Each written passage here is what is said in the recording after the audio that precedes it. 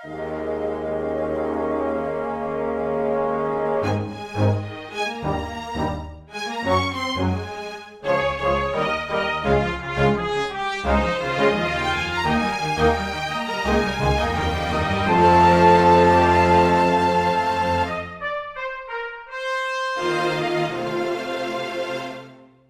everyone.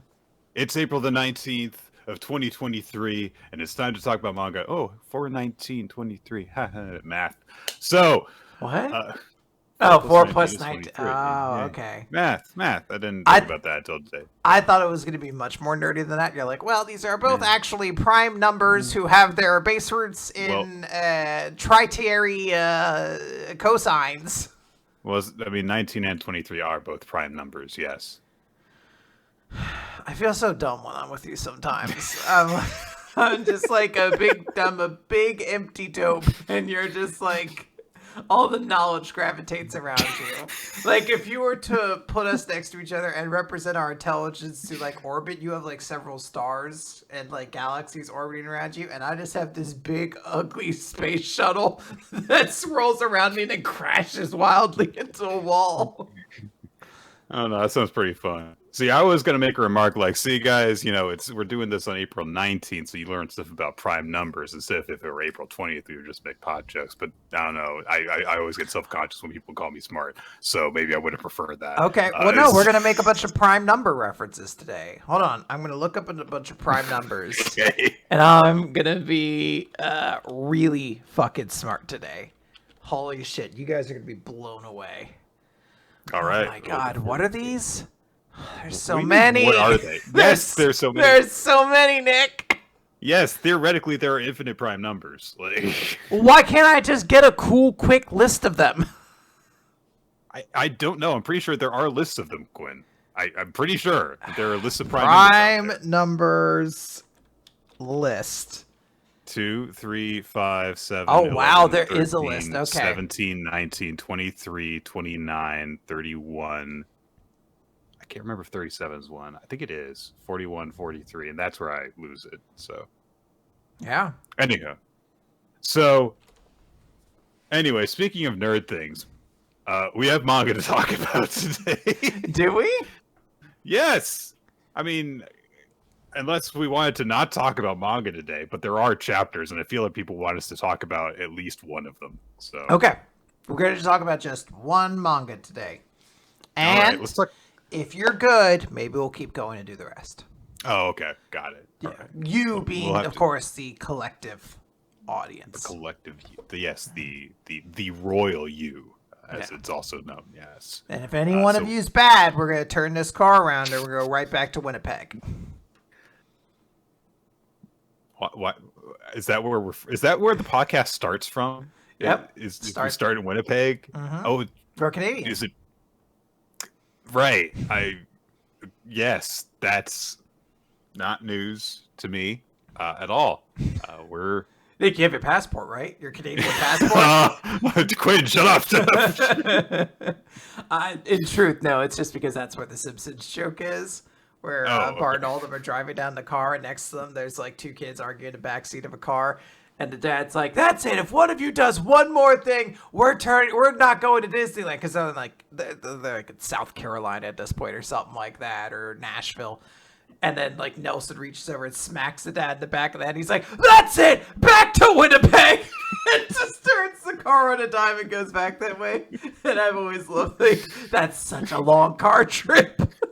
That's dedication to being resentful of your children. It really is.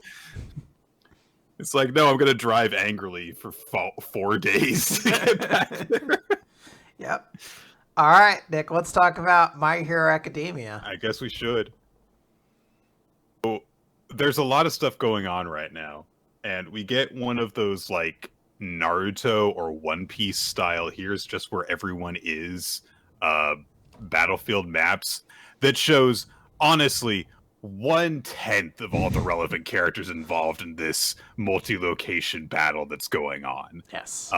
Because the only thing that's really being shown off is the fact that a bunch of heroes are trying to dogpile All For One and prevent him from uniting with Shigaraki All For One. Mm-hmm. that is all that we really see of this. And it looks like a collective group of forces are holding back the people. I can't tell how many are there that they have pointing.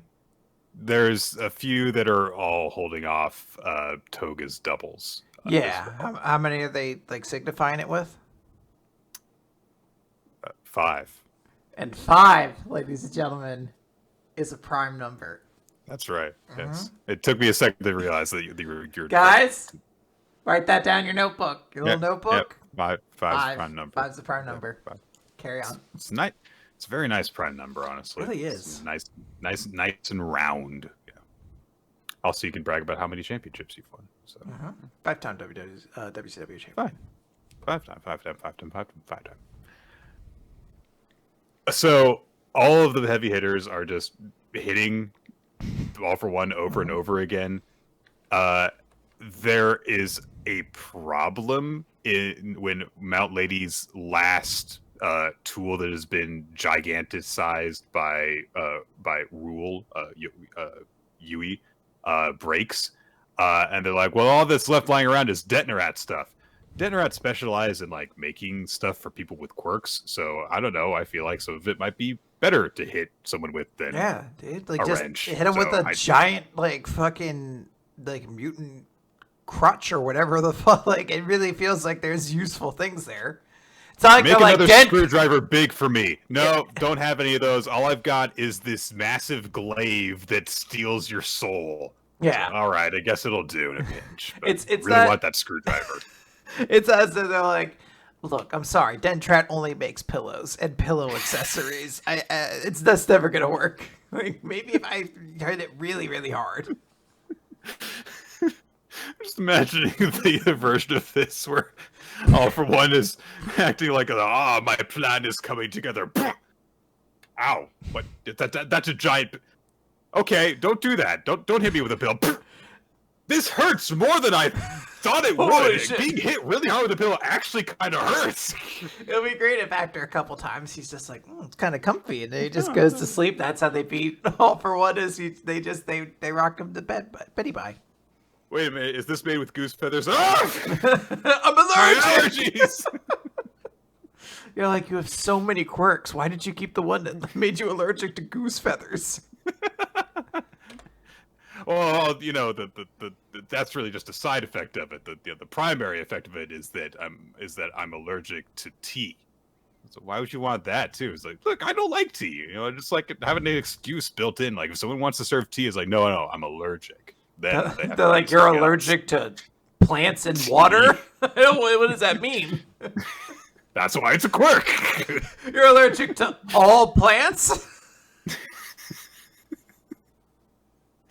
I'm not sure if you've thought this through. This feels like a big weakness. You throw fucking peppermint leaves in his face.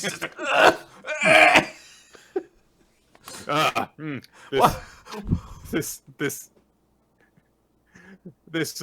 salsa is a little bit bland. I better add some more spices to it. Oh no!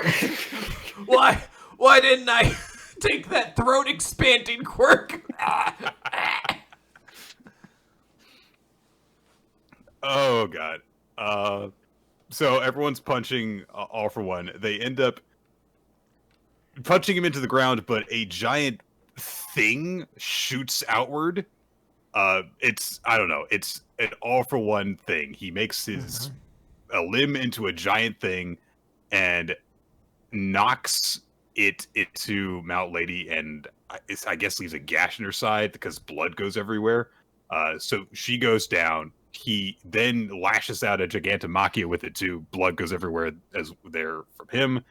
And All for One starts bragging about stuff. And he says, "Something dark brews within me. The younger I revert, the more untamable it grows."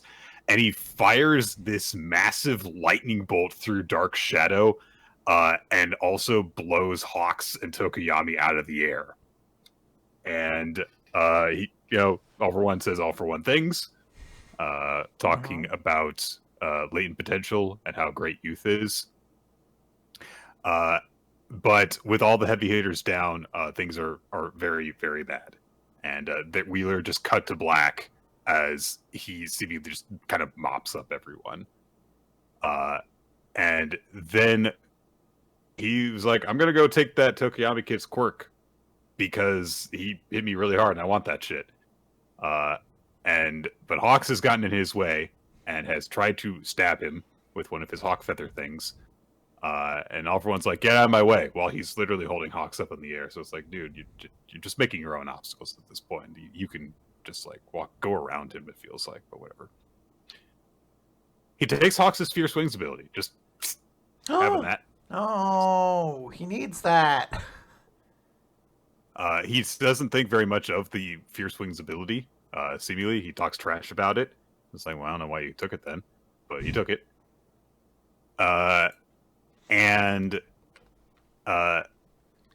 Hawks, in the middle of this, I guess, just has the moment of just kind of, like, I'm dying, so everything just kind of like is making sense to me. It's like, oh, the quirks you stock work outside your body and don't mesh so well when you're rewinding. Sucks to be you. Yeah. He's in a bad situation. You're right, buddy. Yeah, it's looking pretty rough for old All For One right now.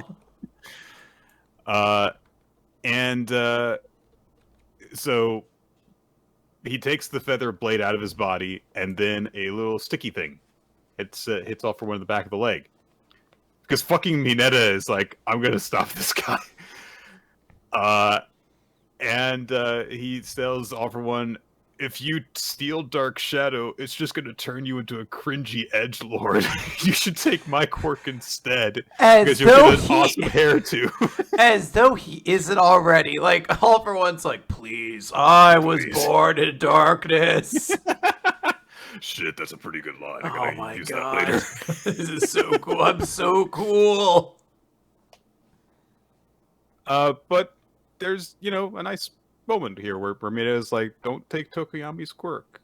It's like, yeah, that's nice. He's stand up for his classmate. He knows how important that quirk is to his friend because his quirk literally has its own personality. So don't take that from him. That'd be mean. They used to sleep together in a little bed. It was so cute. You can't do that. You're not going to sleep with it in the bed. You're going to be like a big stupid jerk.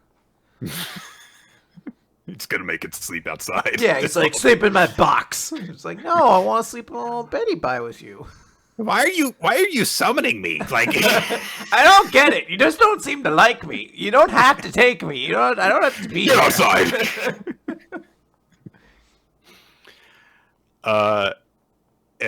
All For One spots the news chopper.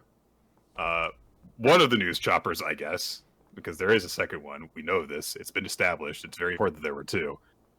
And All For One's like, ha! Now people are going to see that I kicked all your asses, and the people aren't going to like heroes all over again. Things are not going so well, but there's still a glimmer of hope, according to Hawks, who's not doing so well. So All For One flies off.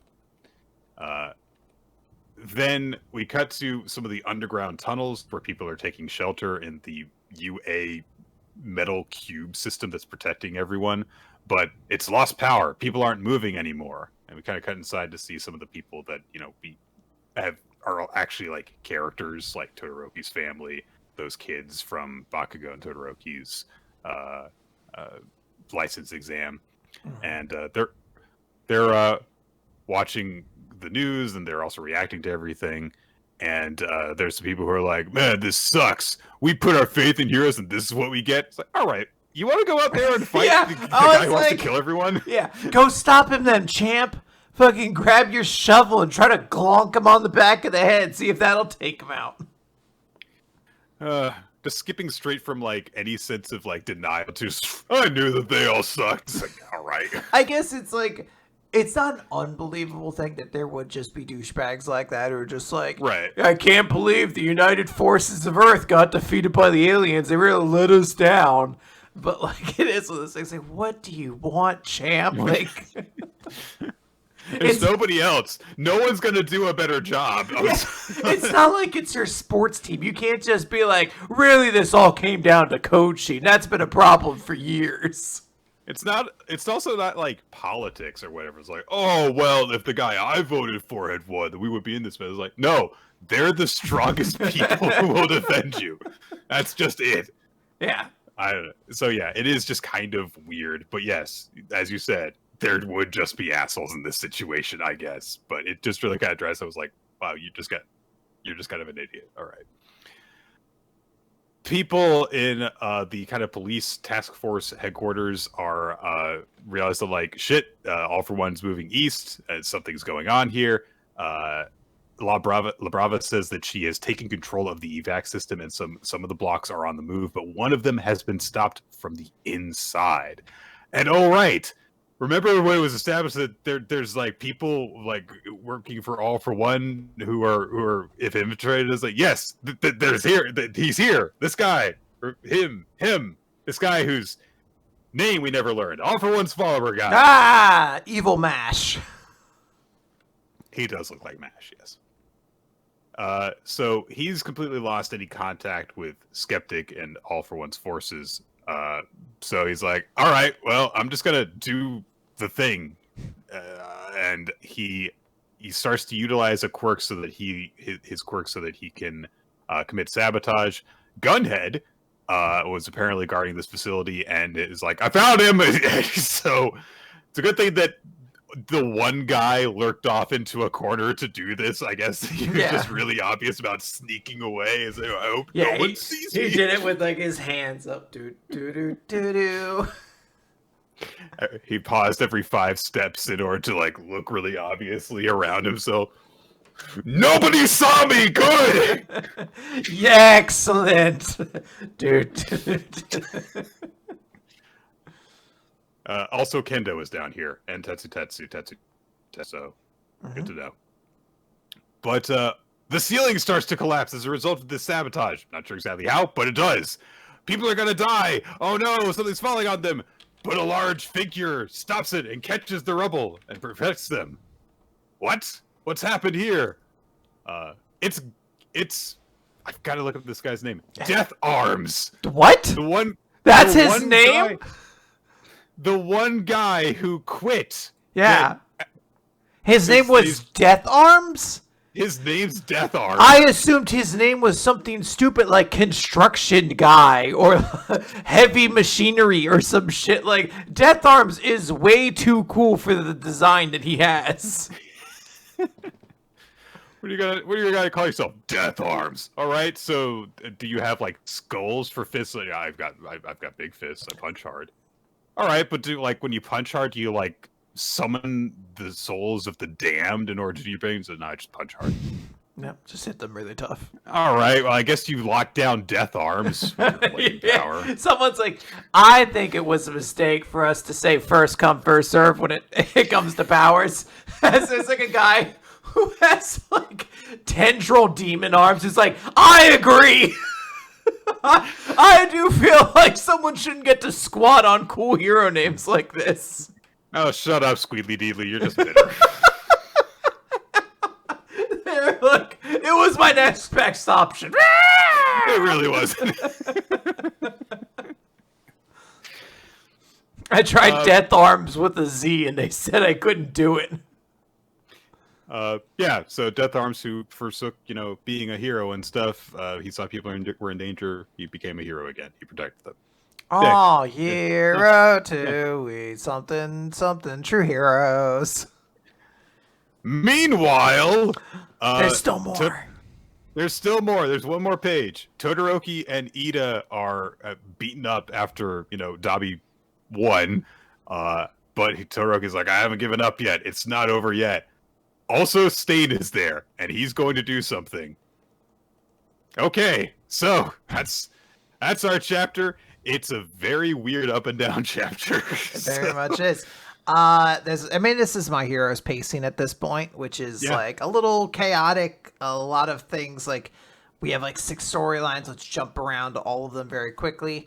It is interesting though, because like the opening, as you mentioned, like the opening little like cover graphic to show where everyone is, like doesn't cover like 3 of the like scenes that we then close in on. Yeah. But there's a lot of different fights going on. I think it's fine though. Like this is like the dramatic like turnabout of the villains again. Like, oh, all these cool heroes that showed up and were really just beating the crap out of All For One. Like they're all down now. Like, what's gonna happen? But then we end on like this glimmer of hope. Like, okay, Todoroki is trying to get somewhere. It looks like Ida's trying to help him, and oh right, Steen is involved in all this still. So, we shall see what happens. Yep. And it'll be interesting to see how stuff might turn going on here. There seems to be an implication that Stain is at the site where the Todoroki family battle took place. And Toya specifically was kind of interested in what he was doing. It wasn't as big a thing for his character as it was for Spinner, but I wonder if that very long ago established thing might come into play here. What's he have next to him in that panel where he's on the roof? I don't know. Is that like his goblin glider? Is that how he gets around? I've had this the whole time. I always ride around on like a hang glider that's powered by jets. That's my thing. Besides the sword and no nose. Look, it's a very good idea to have a glider thing because, you float above everyone while you're slashing them. Mm-hmm. It's just science. Right. Yeah. Well, good times. That was very fun. Nick, let's talk about Undead Unluck, though. This is number 155. You seem to be in trouble.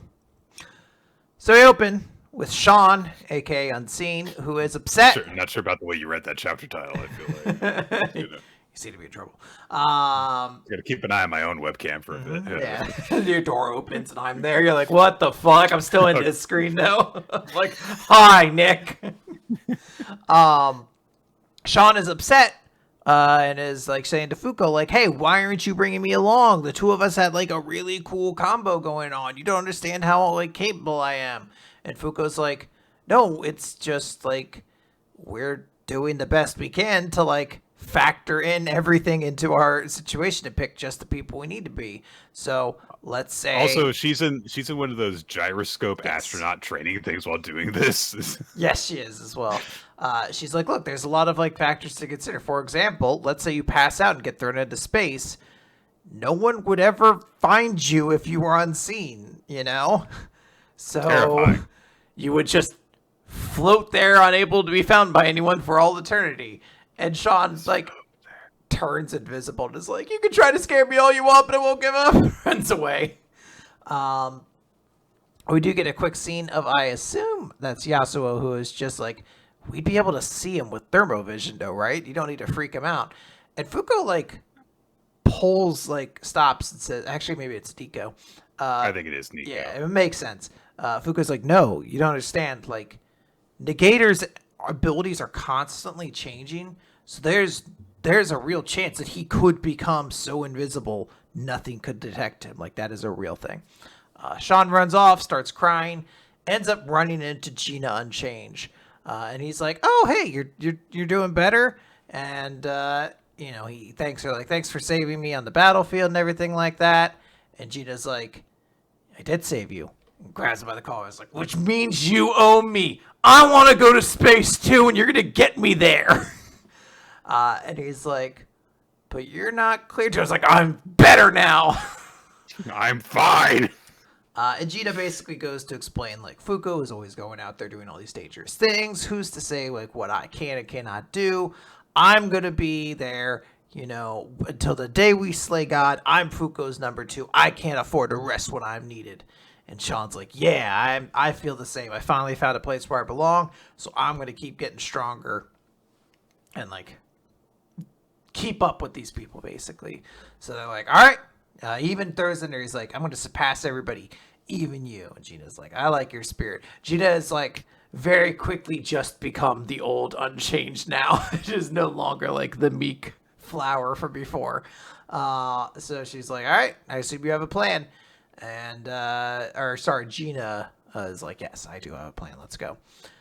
So they see the ship and they're like, yeah, I'm going to sneak us aboard. But that's not as simple as the plan. Like, yes, you could turn both of us invisible. We could physically get on board that way.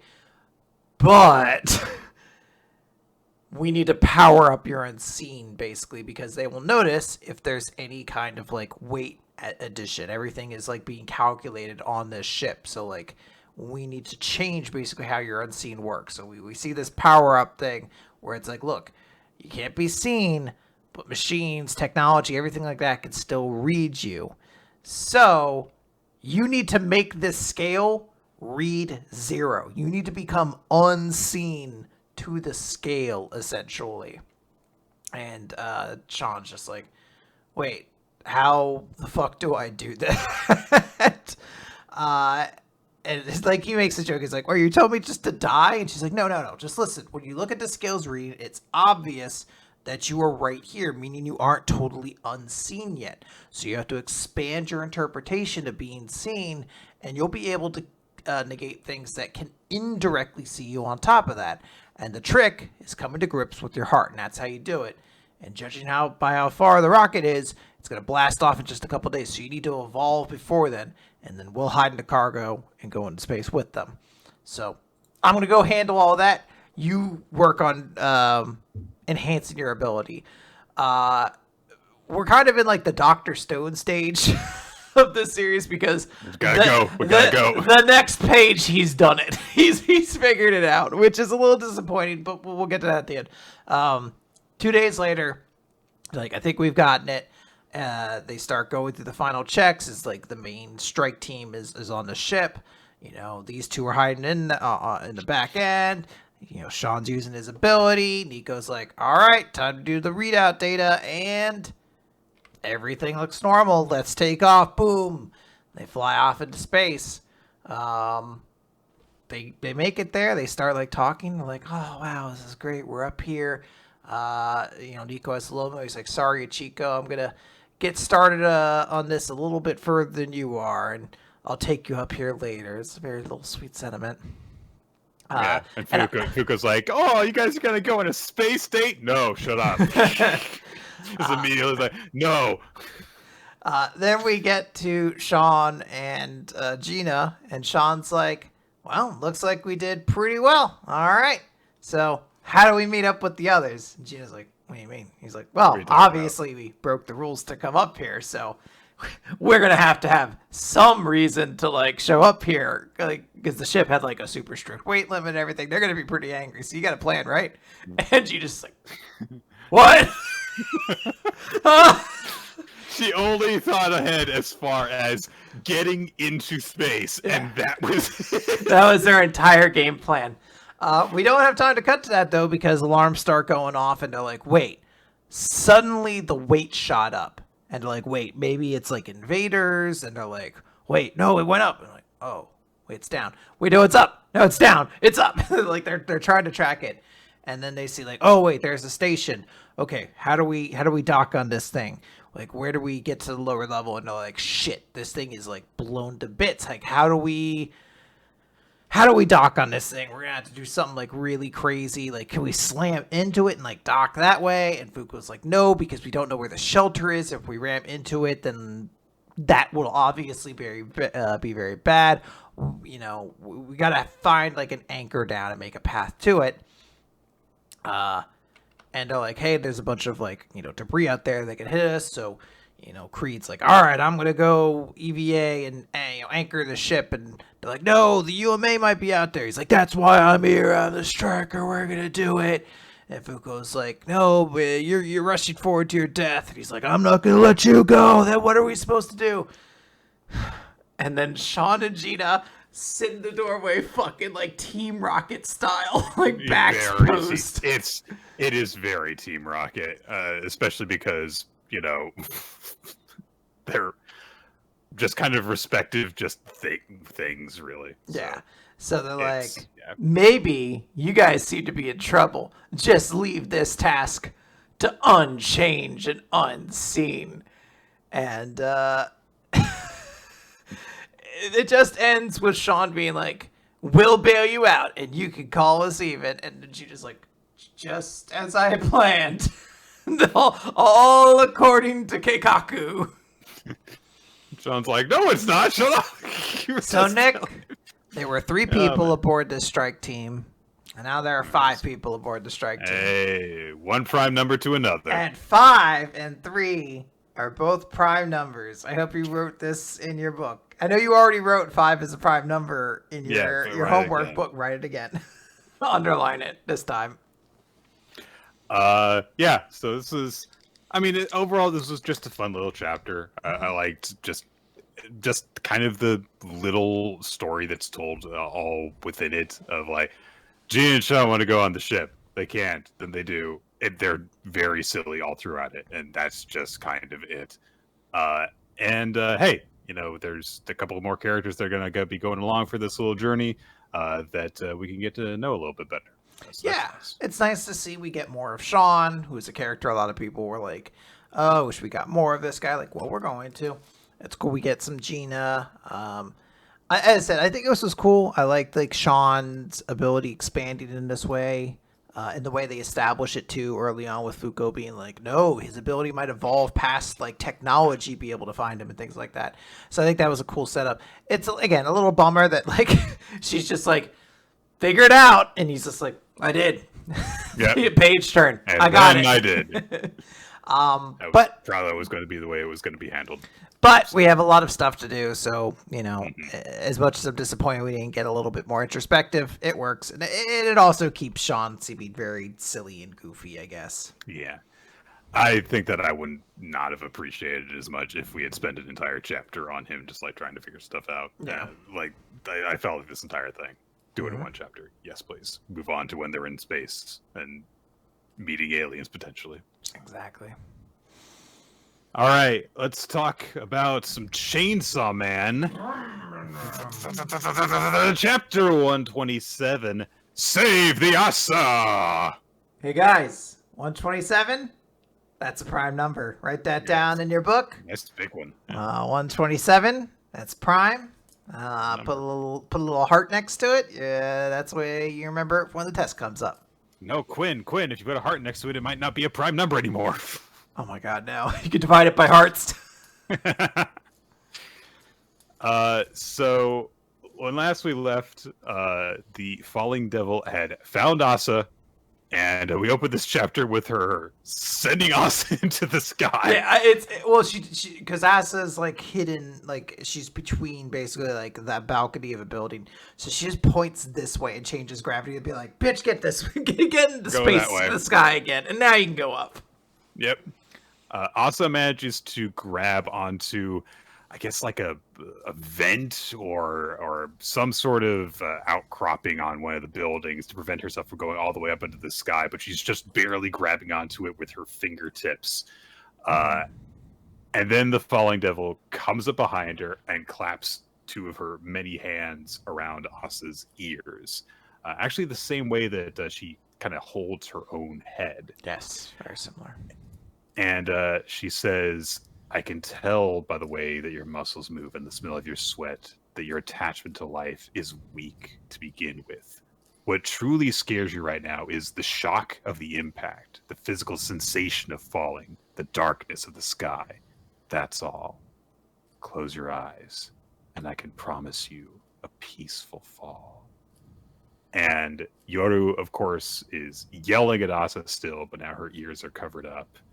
And she just kind of looks at her and then looks away and remembers the face of that asshole who killed her cat. And it's Yuki, right? It's been a while since we've seen her. Something like that, yeah. Just how everything's just gone wrong for her and how everyone who's gotten close to her has died. Yeah. And she closes her eyes. Oh yeah, we got to know it for all of like 3 panels, but yeah. So, and she lets go and lets herself fall up into the air. And Yoru has just enough of a chance to be shocked and then pissed off before she falls out of the air. Yeah. It's like, God, fuck you! Yeah.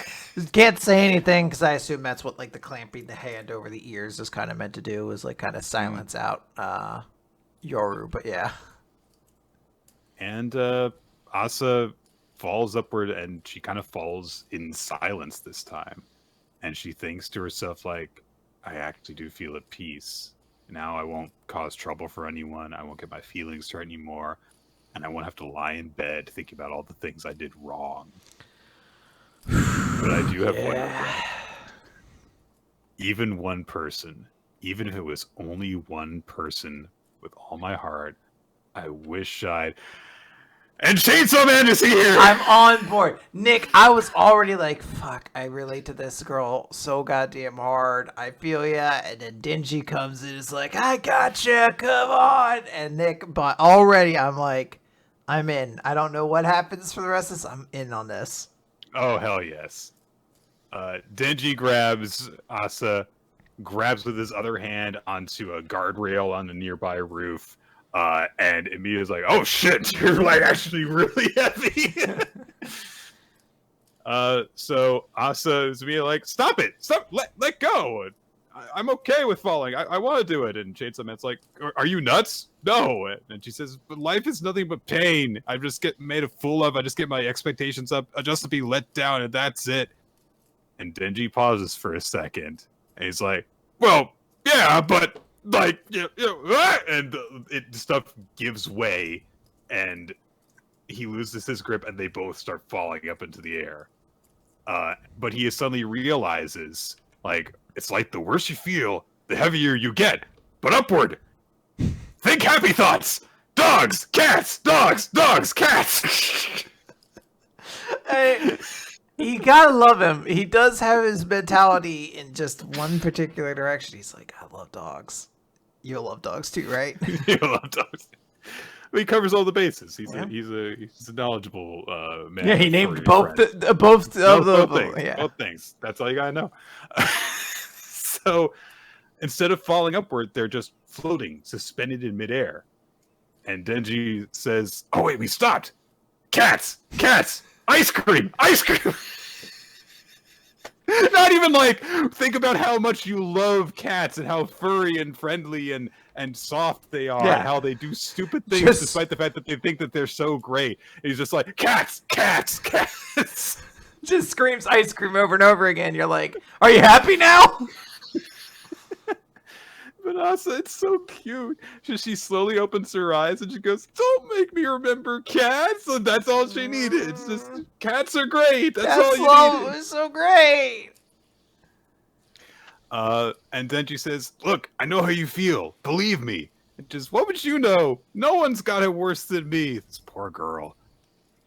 And Denji thinks for a second, and he says, just when life seems super awesome, as soon as you let your guard down, some crappy thing happens out of nowhere. It screws it all up, right? You know, life isn't all bad.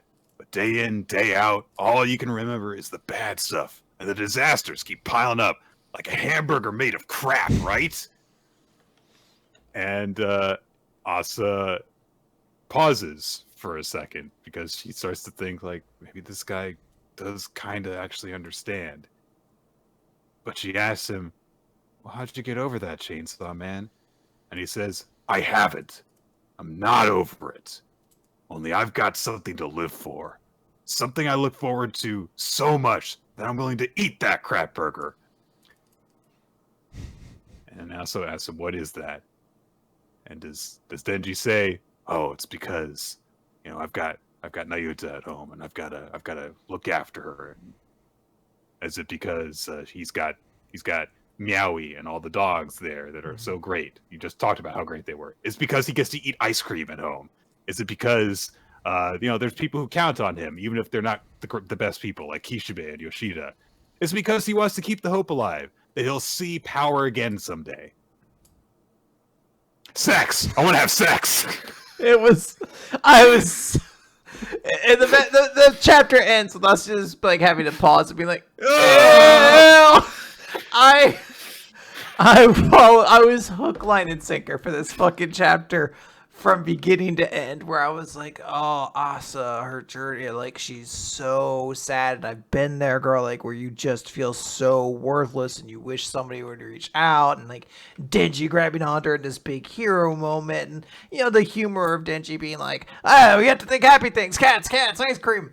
you know, and like lead it along. And then he gives his speech about like how he also knows what like grief and loss is like. He's like, it's tough to live, but you know, sometimes you just gotta keep at it, and you know, lead into like, you know, I've got something we're living for. What's that? Sex. Oh, sex. It's like, fuck. It's such a great just wallop of a moment where you're just like, yeah, man, this is exactly how it is. What a concrete wall you drive into on that page. It really is.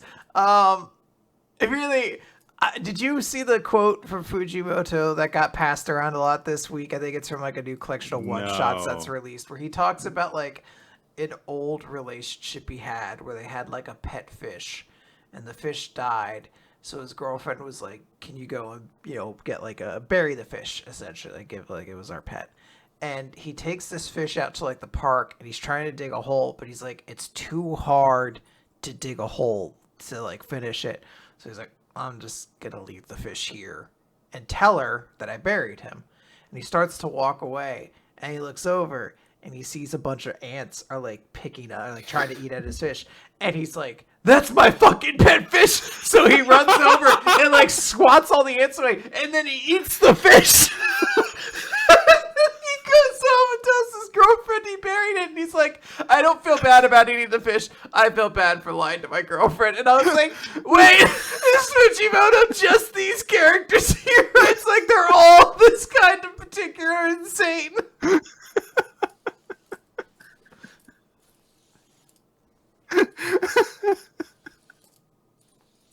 It's like, no. Me eating the fish was an act of protection. Yeah, he was like, "That's my fish, how dare you!" God. Oh. Great chapter.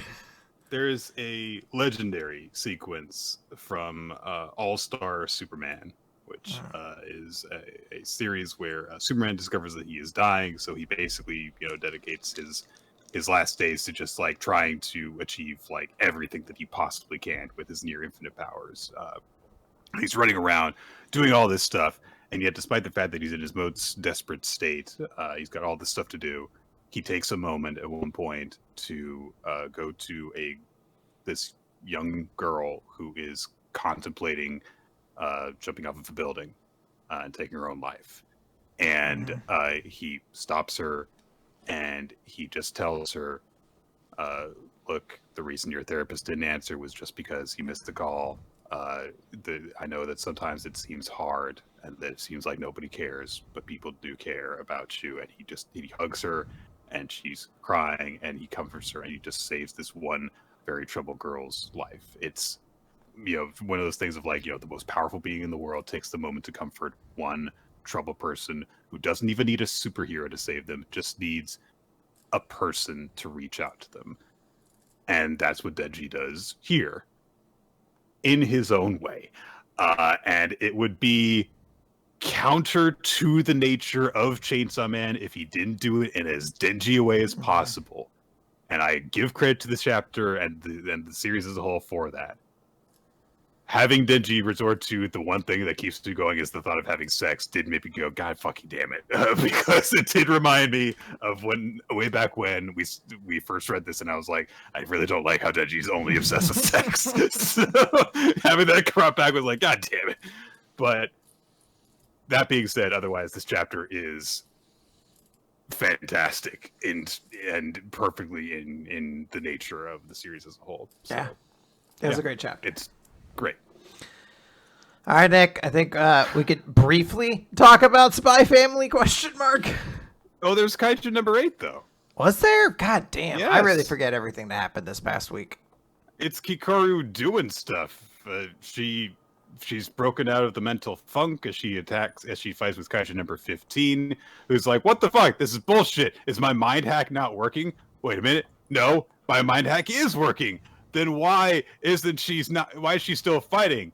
And inside Kikoru's mind, she's still like a little girl crying because she misses her mom and dad. And they're never going to know how much progress they've made, and they're never going to be able to, you know, comfort her or anything. And so she's like, "I'm sorry I wasn't good enough." And Kaiju number 15 is like, "Yeah, they're not going to praise you anymore, so give up." And she's like, "Yeah, I did think that way, but I was wrong." and she looks past Kaiju number 15, where Kafka is in her mindscape going, yeah! And for a second I was like, well, that's stupid. And then it's like, no, it's not just Kafka. It's everyone. Everyone that she's grown a connection to. So everyone that was in the 3rd division, like Ichikawa and Iharu. Sorry, Ichikawa's boyfriend. And all the others. And she says, I want to be a teammate that they can be proud of. I want to be a pupil that all the platoon leaders can be proud of. So it's like, hey, she's grown connections to people in the Defense Force outside of just her parents. And they make her strong again. And she acknowledges, like, look, I'm sad that I'm never going to see my parents again, but I'm pressing on. And inside her mindscape, she summons her kaiju weapon axe thing. It's like, all right, little girl with a giant axe is pretty cool. It's very adorable, yeah. And she dashes forward, and as she dashes towards kaiju number 15, the little girl starts to grow up into her modern state. And she starts using big-ass axe techniques. She chops off Kaiju number 15's arms, and Kaiju number 15's like, fuck you! I'm gonna kill you! And then my daddy will recognize me, because she's also got Kikoru's daddy issues, but they're directed towards Kaiju number 9. It's like, alright, sure. So she tries to unleash tentacles and kill Kikoru, who just dashes straight in, and she says, hey, thanks for exploiting my weakness, because now I'm stronger. And she uses her axe technique, Daruma Dropper 10 hit. So she does the Daruma thing where you chop up a thing over and over again and just cuts horizontally through Kaiju number 15 a bunch of times. And that's our chapter. Kikoru does a cool thing. Some would say 10 times, Nick. Guys, 10? Not a prime number. Don't write that down. Don't put that in your notes. It is a product of 2 different prime numbers. However. But her axe, built from Kaiju number 3, once again, is a prime number. And you know what? Yeah. I didn't check it. 113, that's also on it? That's a prime number, I bet. Let's see. Hold on. It. 113. You write that in your notes. That's a prime number. That's a good one to do. That's a nice one. Good yeah. Little treat. The chapter's fine. I still think, like, in my mind, this scene really, like, hit its peak with the chasing of the ghost. But this is a fine conclusion. I am still in this weird place, though. I'm like, because it's, like, further elaborated on here, where, like, number 15 has Kikoru's daddy issues. And I'm like, yeah, what is this? Why is no one commenting on this so far? So I'm really hoping there's like a follow-up sometime after this where somebody's like, oh, they must have some technology basing it off of us or something. But yeah, it is definitely. Well, I mean, Kaiju number 9 did absorb Kikoru's father, so maybe that's where it comes from. I assume to some extent, but like, I don't know. It just feels like something that should be commented on a little bit more, and I'm patiently waiting to see if they do. Yeah. Okay. We do have a short chapter, 2 pages long, of Spy Family. It's short mission 10. Kids being excited about space travel and stuff. And this is maybe the first time that one of Damien's followers is distinguished from the other. So, you know, a little bit of credit there. It's like, hey, one of them likes space stuff. It's the one with the very narrow head. Yeah. And he's got like he's... And I was like, oh my god, they're going to launch a spaceship. I can't wait. And Damien's like, let's hope it doesn't blow up. You're a great 6-year-old, Damien. Yeah. Like, it's a 6-year-old going, you fucking Wednesday Addams. Hope it doesn't blow up. Hope the entire crew doesn't die in the cold and forgiving vacuum of space. Yeah.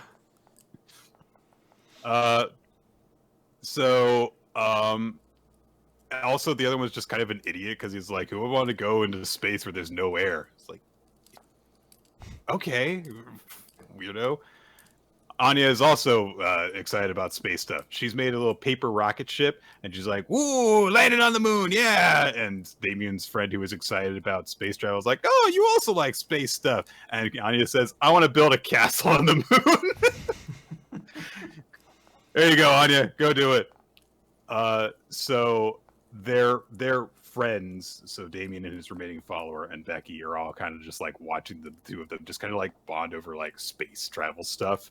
And Damien goes, well, space exploration is all because the government funds stuff. So when I'm a politician, I'll make it so that you can go to the moon if you want to. And Becky says, hey, if you want her to actually like listen to the cool stuff you're saying, you should actually speak up so she'll pay attention to you. It's very adorable. And I love the interaction she has with Narrow-Headed Kid, because he's immediately like, based off the design of your rocket, you must have based off this class. And Anya's just like, huh? Like, no idea. But she's so excited because it's somebody who knows more about like spaceships. So it's a very cute little exchange. By the way, Nick, this is chapter 78.1. I don't think that could be a prime number. It can't. It's not a prime number. It's not a whole number. But put that in your book about decimals. Yeah, there's gonna be so many more notes about decimals than prime. Open up your second notebook. That's a decimal. Open up your second infinitely larger notebook. All right, Quinn, let's talk about Akane-banashi. Mm-hmm. It's story 58, framework of the art. We've got a color page of kind of the three favorites from the first leg of the selection of the Rensekai. So we get Ikawa noting that okay, so here's the people who were held over from the selection process. It is those three, and then a guy that we haven't met before, at least in detail, which is a guy from the second day named Zenmai. So presumably when we get to that final four, we'll get to know him at least a little bit better. To some extent. Did they tease out his particular mentor though? Not really. He's one of the big masters of the Arakawa school. So we don't really know anything about him specifically yet, just that he is important.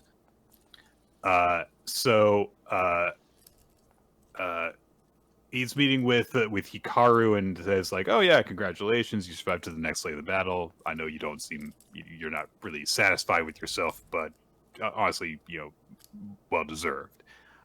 Because the Rensekai has got very precise, very severe ratings, and you also managed to advance without playing the ace up your sleeve. Ooh. Your gun. Vote for me." You're like, wow, this is uncalled for. You were very fine without this, the threat. Don't you have any worry about the consequences of this? As like a celebrity actress, like, vote for me. Nope. All right. Put that vote in, Simon Cowell. Click, click.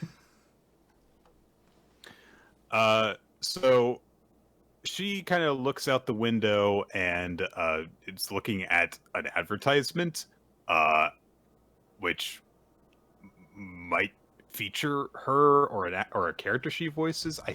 I forget which one she voiced, so maybe. But she just thinks to herself, I wanted confidence.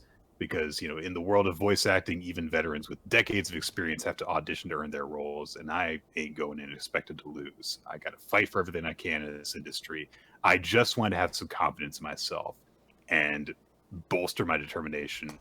So I just entered this stupid rookie Rakugo event, just so that, people would praise me as being an awesome actress, and then I would go into like my actual serious career and do better. But I couldn't actually see the plain truth, which was I didn't have any faith in myself, which is why when Ishiro Arakawa praised me, I let myself get excited. The fact was, I didn't even rise to the level of being judged on my merits, because she was watching as well when Akane was told that she wasn't a rookie and didn't belong in the competition. And so, essentially, at that point, Hikaru is acknowledging I wasn't even at the starting line compared to where Akane was, and I was thinking I would run away with the whole thing just based on my innate acting talents and not practicing at all. So she thinks to herself like, "Look, my misfortune wasn't that I wasn't smart enough to cut my losses and move on. If I'm going to look in the mirror myself and be satisfied, I've got to win. I've got to beat her." So, Then it's time to go on to Akane, and the main character in all this, and she runs into, oh gosh, I keep forgetting his name. He's the one that we've met the least up until this point, and now I'm going to actually remember his name. It's the long-haired elder apprentice. Hot one. I guess he is. The one you would like to kiss. I don't know about that. You want to kiss? Make a comment about how it was okay if Akane fell in love with him once she turned 18. So you want to kiss the nerdy book boy. We get it, all right. But I want to kiss the one who's charismatic, like a bad boy. Who knows what adventures you would get into? All right. Well, go ahead, Quinn. So he asks Akane how the Rensekai went, and she says, like, well, there were a couple other people who were there who were really, really amazing, and she goes over, Kaichi and Hikaru's strengths compared to her. So she's still like, okay, so assess yourself. What kind of Rakugoka are you? And Akane is like, and he brings up like, hey, know your enemy, know thyself, and then you're a total badass. So that's not the quote, but he's right. Yeah. That's the lesson from Sun Tzu. So he says like, hey, what's your strength? What makes you unique? And Akane's like, whoa, well, Hikaru's a voice actor, Kaichi's a salesman. They were using what they gained from their careers to further their Rakugo. But all I've ever done is Rakugo. So is there nothing unique about me? And he can kind of tell that she's kind of come to this realization, and he's like, yeah, I understand it's hard to have an objective view of yourself. Are you familiar with Nin? That's right, we're going to go over the power source gimmick of this Rakugo series. We gotta give it, But what he essentially says is like, this is a term that's in kabuki theater, which means the essence of a performer. There's a similar term in Rakugo called fura, and in Nin, that's the framework of the art. It's important for Rakugoka to understand their own Nin. The quality of every performance comes from the product of the performer's Nin, and the story's inherent entertainment, and the compatibility between the two of them is key. All makes sense and is pretty straightforward and not complicated up to this point so far. Then he introduces a hexagonal chart. You got to specialize your Nin, Nick. You got to pick which type you are. Yeah. I believe I was specialty type when I did the Hunter x Hunter test to discover my Nin. So, that's pretty cool and pretty unique, Nick. Something that I kind of appreciate about this is that Maikeru, that's his name, breaks all this down and is like, oh, you see, there's this hexagonal chart that indicates the attributes of a story that they can relate to Bakugo, and so there's Atsu for power, and he goes around the circle and stuff, and then there's just a footnote at the bottom of the panel that just says these are all just things that Maikeru made up. Yeah, because there's I don't know specifically for Rakugo, but just in the terms of any kind of acting level performance, there's absolutely things that you're look, there's certain skills that you have, or just a general ambiance or whatever, where you feel you're this person has a very dramatic presence and they are great with that, whereas this person has a lot of is a great character actor and very over the you could absolutely see where you'd specialize. But because this is a battle shonen, it helps if there's a little chart where a line goes out and you can see the graph and how everyone's stats compare. I hope this isn't something that gets overly emphasized. If it's something that comes up whenever Maikeru is around to give an assessment of something, sure. If it's something where we see a hex chart during character profiles at the beginning of a chapter, that's fine too. Don't beat us over the head, please, with breaking down stuff into these terms, because it will remove the magic of the performance to some degree, I think. I will also never remember what all 6 of these do. No. So hopefully this is just kind of a learning thing, and it's not going to get emphasize too much whenever my character's not around. But he says, like, hey, everyone has their own nin. Every living person has qualities that kind of suit certain Rakugo stories to them, no matter what they're like. And I can think of some stories that would suit you. And Akane says, oh, okay, great. Will you teach me one? And my character says, well, here's the thing. I'm not going to choose the story. You're going to decide that. Up to this point, I'm pretty sure that you've only learned stories because someone told you to learn them, or because you were forced to out of necessity.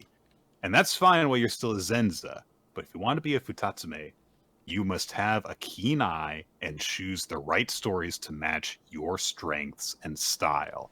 And this is going to be practice to help you do that. So here's your 3 choices. There's the Abstaining Guard, which is a great story that'll win over the crowd. If you want to win, this is the one. There's Toad Oil, which suits your nin the best. And then there's Changing Time. This story is what Shinta performed when he earned his recommendation from the Arch 4 at the Renseikai. Ooh. And he also says, and I learned that story from him. If you choose that one, I'm going to teach it to you as he taught me. But whether it's good for the selection round or not, that's not up to me. What's it going to be? I can only teach you one story. Which one will you choose? So, very intriguing ending. Yeah, sweet, this. too. I mean, I was joking, about like, it's like, okay, this hex thing is like a little bit ridiculous, but the last 6 pages of this chapter are fantastic. Where he really just emphasizes, like, you've got to make these choices for yourself. You've got to figure things out, and that's going to be necessary for you to evolve. And the choices that he lays out to her are very intriguing. Obviously, it feels like the one that she's going to go with is the one that, like, her dad did.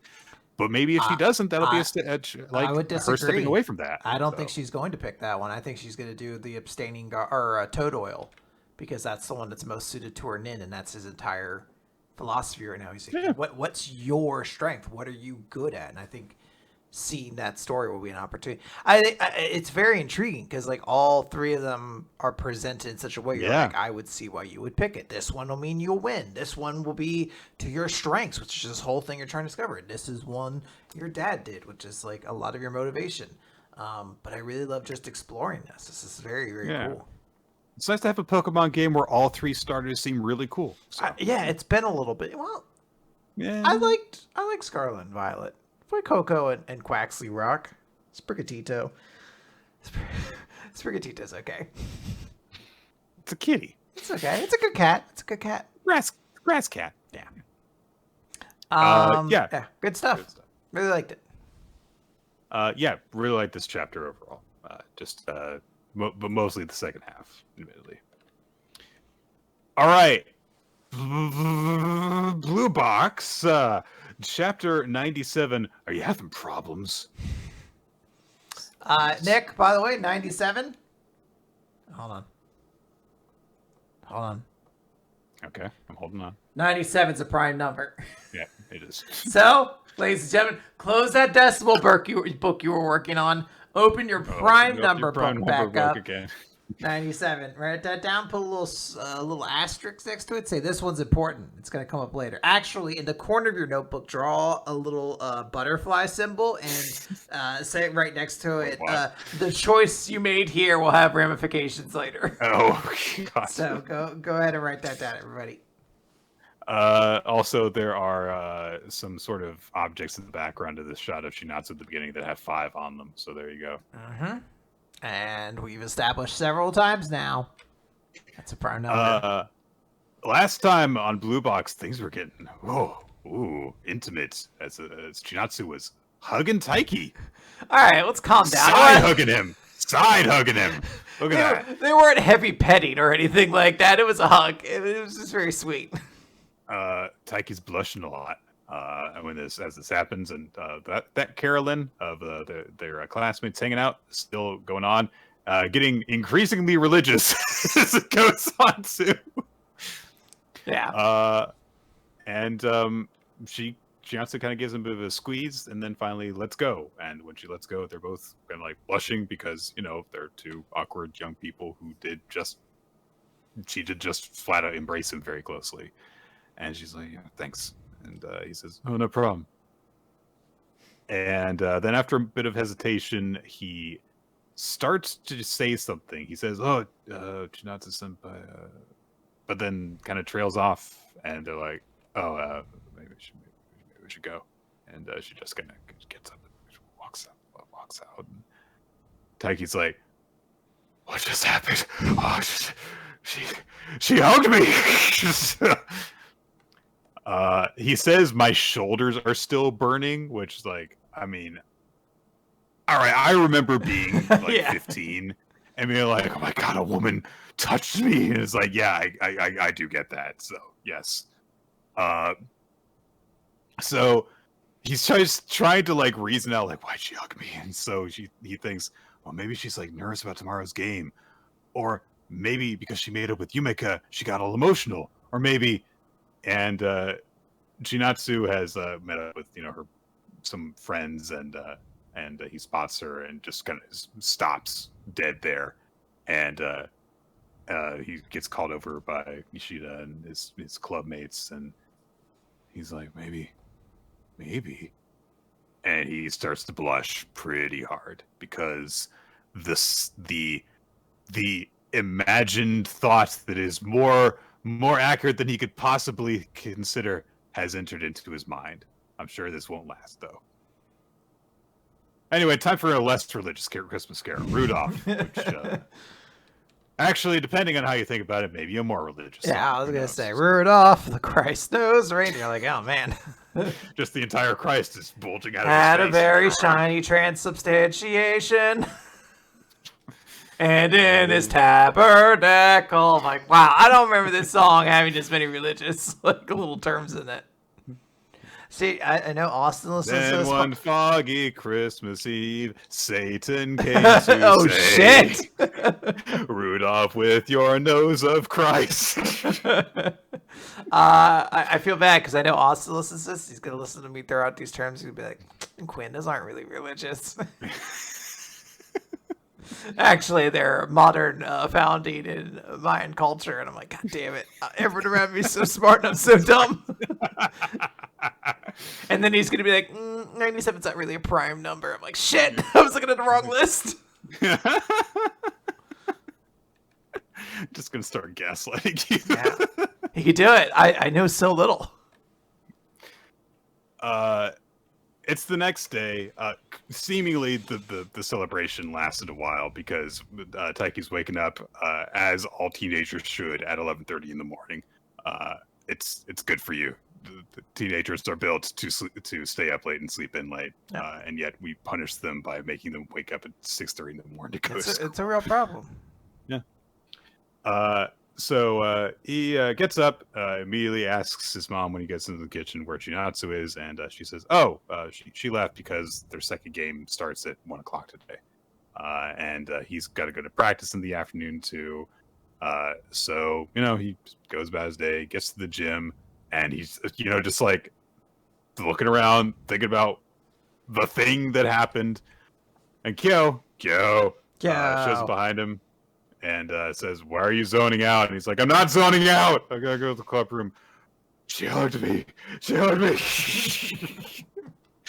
like, I get it. Like, when that happens to you for the first time, it's like, that happened. Yeah, you really are. You're just like, oh my God. Oh my God.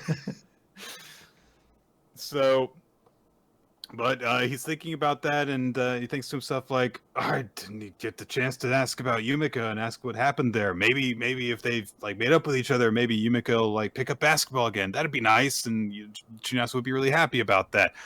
Oh, maybe that's why she hugged me. She was just so happy about basketball. Oh, I'm thinking about it. She hugged me again.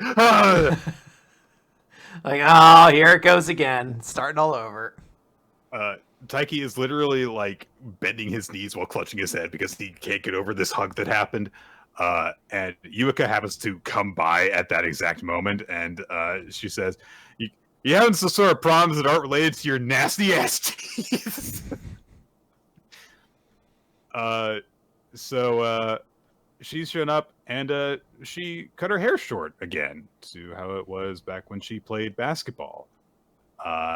And he observes that right away because, yeah, it is a pretty drastic difference to do in one day.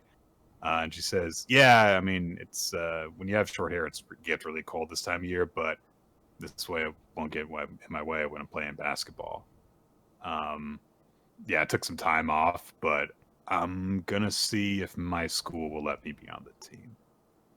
And she says, when I thought about how Natsu is my aspiration, I realized that I needed to get more fired up.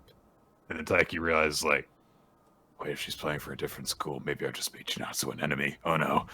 But she says, like, hey, and you make sure you support Chinatsu too, so that she doesn't waste time like I did, since you're her boyfriend and all. And Taiki right away is like, we're not going out. He can't. Just as before, is like he won't let that lie even get a moment's head start. And he's like, yeah, you've got the wrong idea about that. Oh wait, when she was talking to Giannis the first time, I never corrected her shit. And Yumika says, like, wait, you're not her boyfriend, but you went and did all that meddling. You ran yourself ragged to give me that ticket. You must really like her. Well, did she turn you down? No! I haven't told her yet. So she calls him a yellow-bellied chicken burger. Not a chicken burger. I love that line now. Yellow-bellied chicken burger. It made me very hungry. But she says, I didn't think she had any interest in romance either because she's, always on the move. And Taiki's like, yeah, you can say that again. But Yumeka just says, like, why are you making excuses for yourself? Love is the most powerful feeling. Hey, she regained her hope and stuff. It's so sweet. And really, like, the moment of her being like, you know what? I hope you keep supporting her because you're her girlfriend or her boyfriend. And he's like, we're not going out. And her response is just, huh? Like, I really love that. I wish it had gotten like almost like a full page spread because she's just like, wait, what? You're not dating her? Like, you've done so much for her at this point. Why? What? You haven't even asked her out? What are you talking about? What's happening? You fucking coward! Yeah, you're a fucking chicken burger. You rather kill yourself running around trying to win a stupid ticket and you won't even tell a girl that you like her? Fuck you! You suck so much! Very, very fun chapter. Very cute. I enjoyed it a lot. I am excited to see where Yumika's like place becomes in the story right now. But it was a really satisfying little chapter and a nice follow-up to last week. Yeah, I do get the feeling that eventually at some point Chinatsu and Yumika are going to play against each other in a basketball game. It feels like it's gotta happen at some point, yeah. Now that this has been established. And we'll see if that does happen. We'll see what happens, yeah.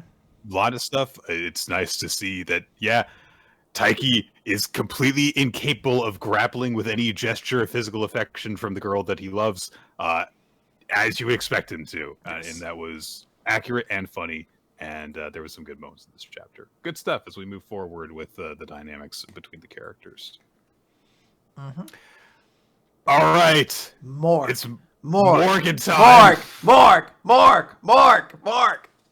Quinn, I've got a slight suspicion that maybe Cipher Academy won't last 50 more chapters. Maybe because for some reason there's 4 different character profiles at the beginning of this chapter from a bunch of classmates that we haven't gotten to meet yet. I don't know. Or, let's be honest, maybe there aren't that many interesting characters in Cipher Academy. Maybe not every character needs to have their own little miniature arc about them or whatever. I still don't really understand what Yusa Mura's thing actually is. So we've got multiple chapters that are primarily about her. So. Yeah. Toshisai with her latest big move has taken over half the votes with her big power play. So they're like, "Oh shit, what's going on here?" And Iroha's trying to come to grips with what has happened, and he notices that one of the cards in her hand has something to it that he didn't realize before. But then he looks up at the table and he looks at his opponents, and he sees all of them as Taiyu, and freaks out and falls out of his chair. And I do like that you can still tell which of them is which, because Toshusai is posing like Toshusai and Yosamura has the ski mask, and Anonymity Requested has the eye bars over Taiyu's face. It's a nice touch. Yeah. So, so the people who are observing the classmates realize, like, oh, Iroha did the same thing during the murder mystery game. It's like, I think that during that I started to look like someone else to him. So it seems as though he's, got some form of like PTSD going on. And you got to ways of being, and then she says, maybe he got horribly bullied by someone. It's just not even realizing that it was her. Everyone's like, you bullied him. You did it. So that all has gone down in terms of the poker battle. And so everyone kind of just focuses in on Toshusai as she becomes, the main target because she's the chip leader. And then they all start kind of like starting to read everyone who's trying to read Toshusai's expression, see if they can get anything off of them. And so it gets really big into like, no, poker face stuff is happening right now. And of course, Anonymity Requested, who has a special magic device that hides everything about her, has a major advantage in this. Yes. So a few rounds go by, and Anonymity Requested catches up with Toshusai, as does Yosamura. So they're basically just taking more and more of Iroha's chips, gradually chipping away at his total. And now it's all of them have 13, and he's just got 6. And that's it. Then like people are kind of like commenting on like, oh, Iroha's, he's clearly inferior in this matchup. And Iroha starts to see not just his opponents, but literally everyone around them as being Yugata, and like is just struggling more and more and caving under the pressure of the situation. Anonymity Requested does an opening bet for the next round. Yosamura raises and goes all fucking in. And they're like, oh my god, what's going to happen now? Iroha's only way of going into this is to just go all in. And so he folds instead, and Toshusai calls, and so it's Yosamura and Anonymity Requested both going all in to go up against Anonymity Requested. And so it's like, oh man, what's going on here? And Nohime says, like, well, the two of them probably just want to collect all the chips in one place, even if it means one of them gets eliminated. They both formed a pact just by exchanging a glance. They don't want Anonymity Requested to win, no matter what. And in this situation, Anonymity Requested will have no choice but to fold. Instead, she turns to the dealer and says, hey, I want to switch out cards. And they're like, what? You can't do that. Blind Man's Bluff's like, no one ever said we couldn't. It's like, this is bullshit. It's like the entire... Okay, look. It's a fine twist for this, but literally the point is everyone can see your card to make bets on. So if they make bets based off of that, and then you're like, oh, and I'm going to switch these out, it's like, that's kind of defeating the entire purpose of seeing each other's hands. Yeah. But hey, fine. Well, we established anonymity is all about kind of like playing against the rules and sort of being a little bit underhanded, like being like, well, didn't say in the rules the dog couldn't play basketball, so I got a dog on my team. Sorry. Yeah. So Anonymity Requested argues her case, and the teacher says, yeah, that's correct. I didn't mention any rules about switching out cards. My bad. She's clearly like, she's just like, oh, you've solved part of the thing. But she says, no one sought to confirm those rules at the start, so I'll let things slide just once, but only if you go all in after you switch your cards, which you would have to do anyway, because, Well, I guess she's saying, like, you can't switch out cards and then not go all in. But she can't confirm her cards anyway, but she could confirm it off expressions, whatever. So, in a big Keikakutori moment, both Toshisai and Yosai Mura are going, hand over the face, smirky behind the fingers as they go, she fell for it. So they're like, yes, we purposely didn't say anything about switching out cards this entire time, just because we knew you, as a person who likes to bend and circumvent the rules, would go for this. There is a risk she might get a good hand by switching out all of her cards, but as far as I can tell from Toshisai's hand, and from my own, due to the fact that Toshisai-san is synced up with me, this is worth the gamble. There's no way that she could do this. But then Iroha realizes that an enemy request is going for a particular card, and he reacts to it. And doesn't react much. It's just kind of like a stare, but I think his eyes are zeroed in on a card. And he reacts to this, and he's warned, like, no, it does. Even if you folded, you can't let anything show in your face. And then enemy request is like, sorry, this is the one I want to switch out. So she basically old maids it. She reacts to Iroha's expression, switches the card out, and gets a new one for just that one, and that gives her a winning hand, and knocks out Toshisai and Yosai Mura, and gives her 40 of the 45 chips, and Iroha's got all the remaining 5. And whoops! Iroha fucked it up for everyone. And he starts to panic again, and he thinks it's all his fault. And Yosai Mura immediately just kind of overrides this. It's like, it's not your fault. It's my fault because I took my eyes off you, despite the fact that I was trying to become the big leader for everyone. I fought fairly, I lost fairly, so I'm not going to make any excuses, and I'm not going to blame anyone else. And Iroha's like, I mean, you can say that, but it's clearly all my fucking fault. I reacted. And now he's staring down, not just an enemy requested with 40 chips, but an enemy requested whom he sees as Yugata, who has petrified him and has traumatized him. And he's like, there's no way I can win. I feel like the only way I could possibly win is if I also broke the rules. Then Yugata, the real Yugata, drops her interlocking key lock puzzle thing on the ground, just goes, oops. I dropped my puzzle. Dropped my puzzle. And she says, I'm offended at you that you could possibly mistake that bitch for me. It's a great line. And she's like, I'm way cuter than that, don't you think? And Toshi says, like, she's right. She is way cuter. But she says, look, setting aside the fact that you did cheat to beat me, if you were able to actually get a fair draw with Tayutan, you've got no reason that you should possibly lose to a rule breaker. If you're truly my friend, it's about time you woke yourself up. Oh, they're friends, Nick. Yeah, friends now. Oh, man. And then enemy request is like, all right, I'm right here, guys. Yeah, hey, guys, whoa, classmates still. Stop calling me ugly and stupid. I don't saying I suck, please.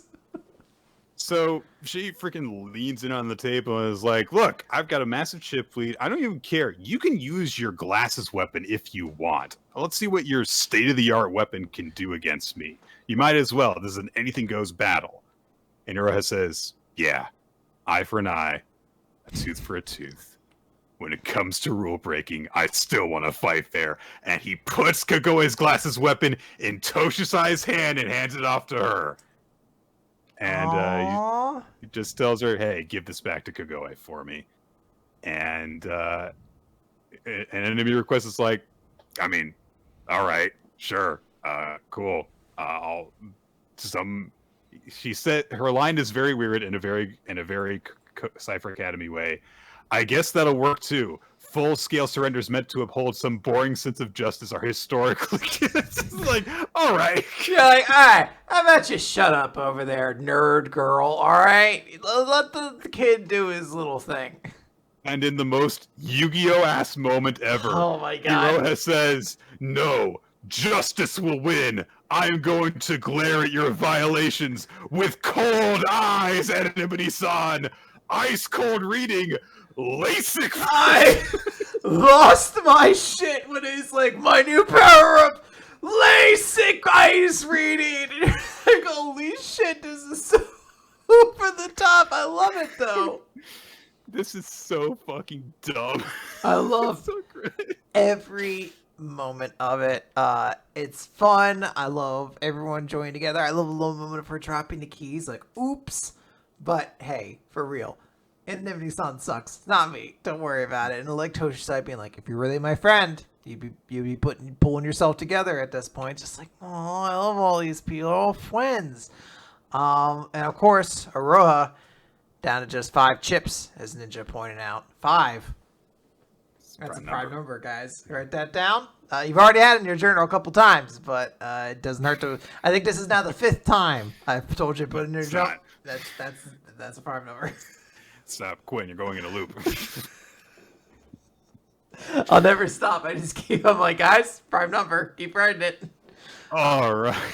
Good chapter. This goofy ass series. I fucking love this. It's wonderful. All right, let's keep this energy high up. Let's keep it going as we talk about our new series. Yeah, let's take all of this wild enjoyment. Oh, this wacky all these series. Things we like. Oh man, this weird ass series. Let's talk about a Hitman series. Now, Nick, please, let's be fair. Sure, the first 6 pages had me saying did I accidentally open up Sakamoto Days? But there's a twist. We'll get to it. Okay. Now, so also, this is the first chapter, guys. 1. That's the prime number. No, it's not. What? It's not prime number. The fuck? guys, write it out across it out of your journal. Oh my god, don't put it in there. It's not.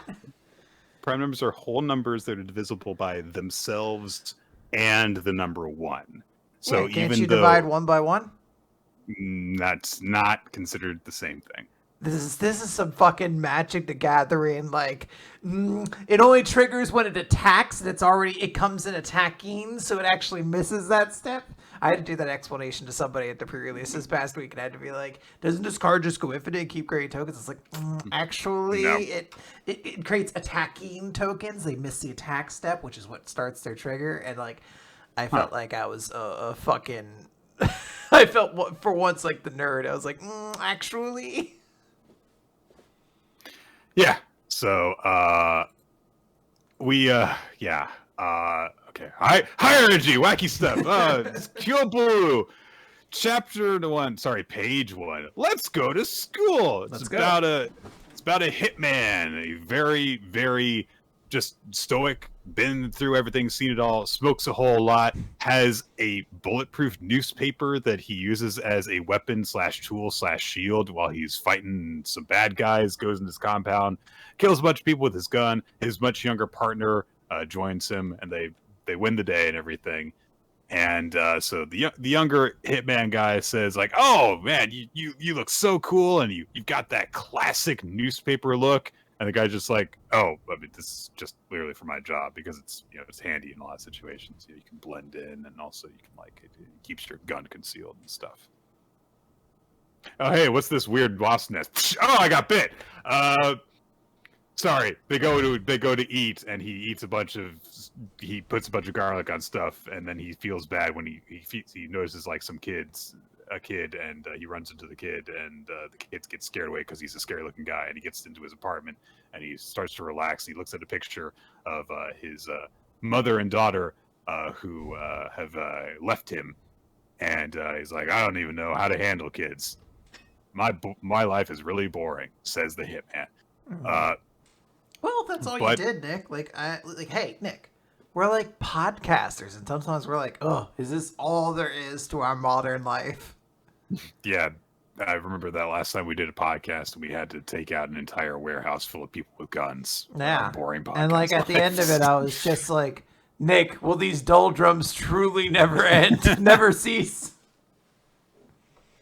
The guy's younger partner comes and then I vertical suplexed a man to death. The guy gets a knock at the door from his partner, who's telling him oh, I was supposed to give you something, and then the wasp that came out of the hive thing bites him, and he goes, it hurts, and and he collapses on the ground. And when he wakes up, our spy protagonist, Ogami, is in a hospital bed. But he's not just in a hospital bed. He's a kid in a hospital bed. His body has grown younger.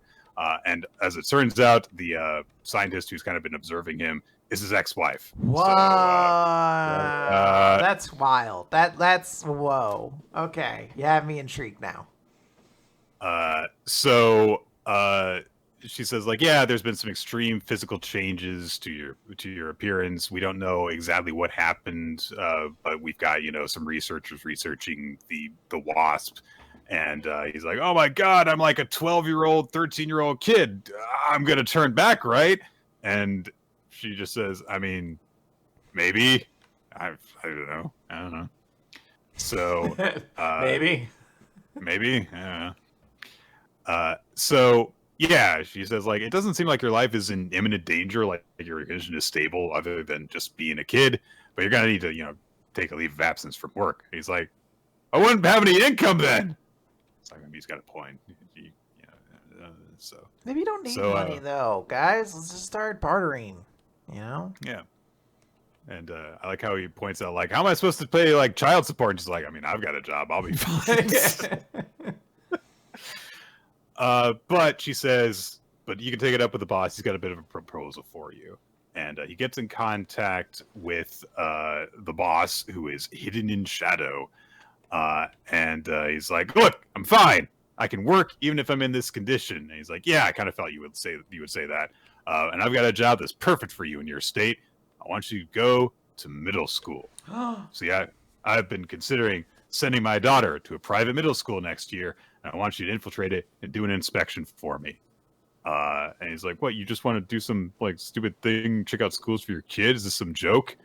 And his wife, of course, is just around with the barbs. His ex-wife, I should say, with the barbs of like, I mean, you never got past elementary school when you were a kid, so this is actually kind of perfect for you.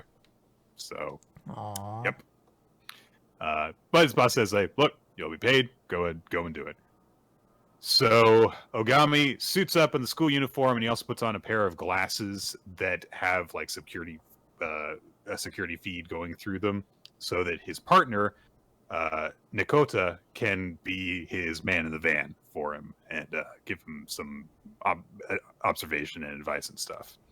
So Ogami goes to orientation day. He goes to the junior high. He goes up, introduces himself, and he just is like,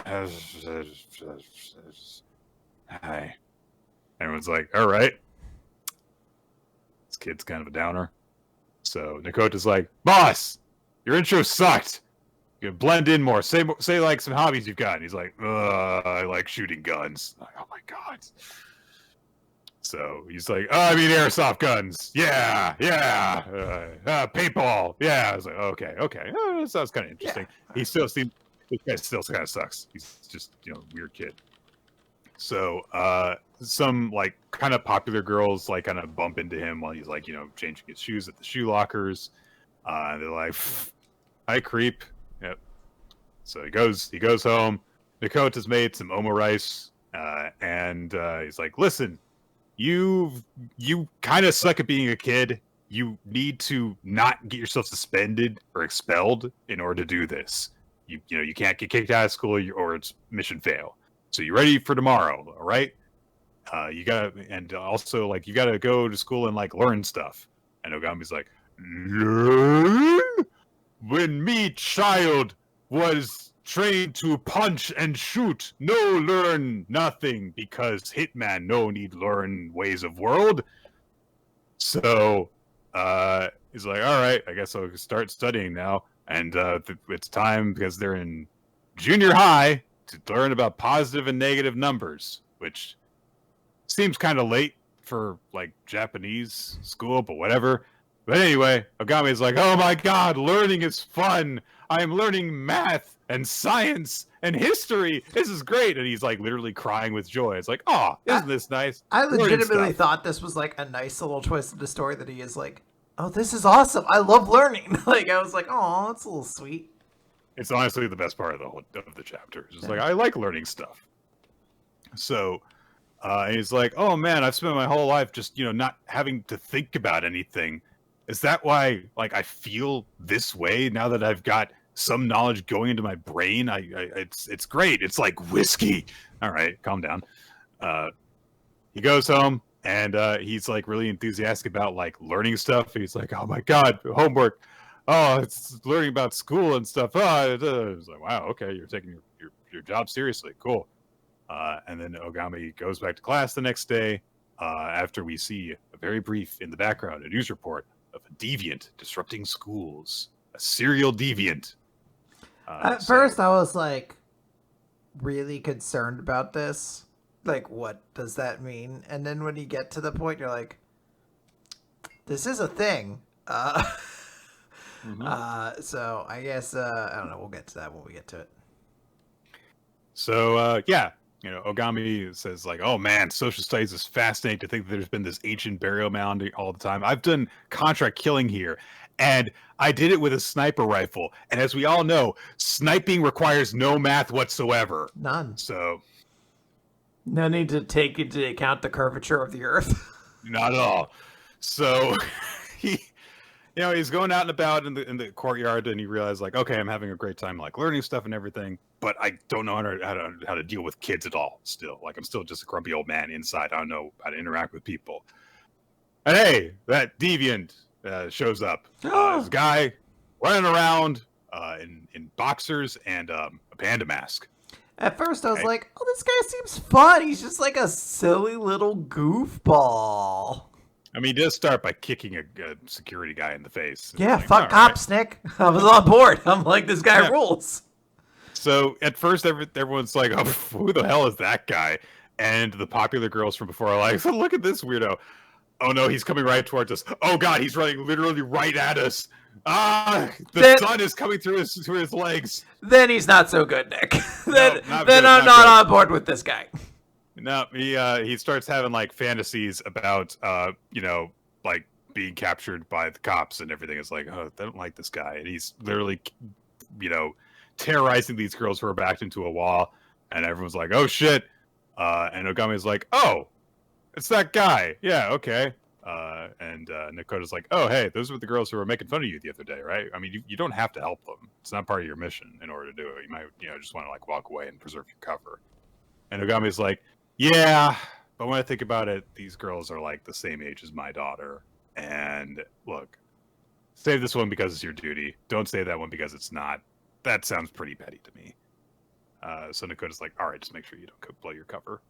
So Ogami snatches some chalk from a nearby student who was, like cleaning supplies, uses them to produce a instant smoke screen by throwing them really hard, and sure. Yeah. Makes enough sense to me. Sure. He dashes through it, does a big ass punch to the guy, but the guy's like, tighten my abs! Just absorbs it. And then he takes out a stick of dynamite that was in his boxers. And he is like, all right, yeah, I'm just going to blow everything up. This was massive escalation from streaking. Yeah, it's weird because, like, his implication, I guess, is he's been running to schools and the police have been chasing him, but he's fantasizing about being caught by the police. But he also plans to blow up whatever situation it goes poorly in. It's a very weird, like, his strange backup plans is what I'm trying to get at. Yes, his movement from plan A to plan B to plan C has very little to connection. Yeah. Ogami deals with the situation by kicking him in the balls and knocking the stick of dynamite up in the air, and then he shoots a gun at it and blows it up harmlessly in the sky, and everything's fine. The girls kind of caught a glimpse of maybe something happening, but it was chaotic enough and covered up in chalk dust that they didn't actually see anything. And they're like, did we just get rescued by that creep? And he's like, no, some other guy came out of nowhere. I'm just a normal child who comes to school to learn. Yep. So the criminal's been taken down. Nobody really knows what happened. Eri at headquarters, or actually at her home, is watching stuff, it looks like with her daughter. And they're like, oh, wow, that's crazy. Then it's the end of the school day, I guess, And Ogami's classmates are like, "Oh, let's go do something. Hey, we should start a group chat for the class. We've got you, and that just leaves that creep. Yeah, we can just leave him out. It's fine." And Ogami's like, "Yeah, that's fine." But the popular girls are like, "Now we should ask him. He's cool." Yeah, and so it's they nice. add him to the group chat, and it's like, "Oh, okay, that's nice." And then Ogami immediately has a boomer moment of like, "Why does everyone talk this way? I can't keep up with the conversation. It's so fast." So, and Nakota's just like, "Mute your notifications, you idiot." And Ogami's like, "Okay, well, I'm still in this situation. I'm still a kid, but hey, I've got stuff to look forward to at least. Let's go do some homework." End of chapter. Yeah. So look, I mean, the joke we keep making is like, it feels a lot like Sakamoto Days at the start, and like, oh my gosh, it's like another Hitman series where there's kind of already two relatively significant ones running in the magazine. Like, do we really need another one? I don't hate Kill Blue. I don't. I'm not like, oh boy, I can't wait for the next chapter or anything like that. But the art's great. You know, this is an established author in Jump at this point. This is Fujimaki, the creator of Kuroko's Basketball and Robot Laser Beam. So. You're wearing a Kuroko's Basket T-shirt right now. Yep, and I'm wearing my Robot X Laser. It's a Trans Rights T-shirt. But imagine if I had a Robo X Laser Beam shirt. I was like, Nick, we're matching. So I think there's a quality in here, but I think it feels like there's a steep hill to climb. Just in terms of like what already exists in the magazine, what niche does this kind of fill, and like how much mileage we can kind of get out of this premise. Like, is this going to be more action based? Is this just going to be more of like a full on like goofy comedy? Like, I don't know. I felt so little when reading this chapter the first time through. I had a lot more fun when we were going over it together, honestly. And you might notice I didn't peak particularly high during it. But I don't know, just, yes, there was the initial impulse of like, oh good, another Hitman series, another comedy Hitman series where they, deal with the situation you wouldn't expect a Hitman to be in and stuff. But even beyond that, like, I didn't feel like really there were jokes that went anywhere that I didn't expect them to go. Yeah. And it just kind of just feels very, to make a Robot Laser Beam golf reference, very par.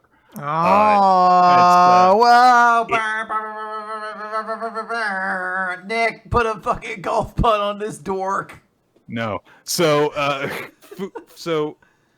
Fujimaki is a very talented artist, and a lot of their style is very distinct, and so that is all great. I did not have a hard time following what was going on throughout this chapter at all in terms of action, character beats and all that stuff. It's just that it seems like this is going to be a primarily like kind of comedy series, and I didn't think it was really funny at all. That could change. I feel like maybe if we lean into some more of that, Ogami having a chance to, live this lost youth that he never got to experience, and like experience the joy of like going to school, then maybe we'll have something. But I don't know. And also having to think about an unexpected person going to high school. We just got out of one of those that I didn't really care for. So I don't know. It's not doing anything for me yet. We'll give it a couple more chapters and see if that changes. 2 more chapters. Speaking of 2, Nick. Prime number. Well, I was going to get to that point, but we're going to have to talk about chapter 2, guys. It's a prime number. I said it first, not Nick. Oh. No, Nick said it first. He's the smart one. We're going to have to talk about chapter 2. He knew that 2 was a prime number without going to the currently tabbed Wikipedia list of prime numbers. It's chapter 2 of Tenmaku Cinema, and guess what, guys? 10 is not a prime number. It's not a prime number. Could 1 and 0 also not prime numbers. That's very true. Yes, yeah. Tenmaku Cinema which features a very interesting picture of Tenmaku at the very beginning of it. But so last time, oh gosh, I haven't memorized people's names at all yet. It's Shinichi, I think, is our director boy's name, and then Himeki is the actress girl. So Tenmaku is just like thinking about movies while he snoozes, and then he wakes up and looks over at Hajime, and he's like, "Oh, what's going on? Why aren't you sleeping?" And he's like, "I wonder why. I wonder why I wouldn't be sleeping. That's not anything stressful happened to me." So he's pretty angry at him over the whole thing that happened in the last chapter. And Tenmaku says, like, "Look, I just saw a good actor. It just makes me have to write. So script's done. Make the movie. There. That's that." And Hajime's like, "I'm not going to do that." It's like, "No! Make the movie! It's just a short film." And he says, like, "Look, it's just going to be a short film. Film it! Film it! Film it!" So, Tenmaku, I think we should point out, even before he died, is older than Hajime. He's arguing like a toddler, which is nice. And Hajime says, like, "Look, I've got 3. There it is again, 3. We keep on going back to 3. Guys! It's a prime number. Write it down.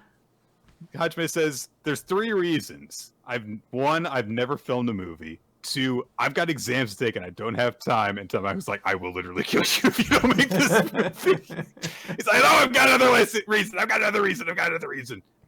And he says, like, the 3rd reason is that the star actress you picked out, she's way too amazing. I'm not worthy of working with her." It's like, all right, calm down. She is still in high school. Not even in high school. She is in junior high like you are. Yeah. Chill.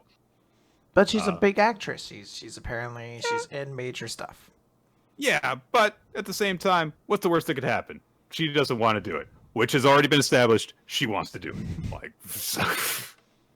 so and like as he like just goes down the stairs, on the TV in his home, there is a story on the news about her. So, okay, maybe she is a pretty big deal. Yeah, I was gonna say she's getting news stories, Nick. She's a hot commodity. Yeah. So, also, the clock says 7 o'clock. 7. It's a prime number. But not 25. Don't, for the love of God, don't write 25 down. You'll look like a fool. Or 725 for that matter. That's also out. Yes.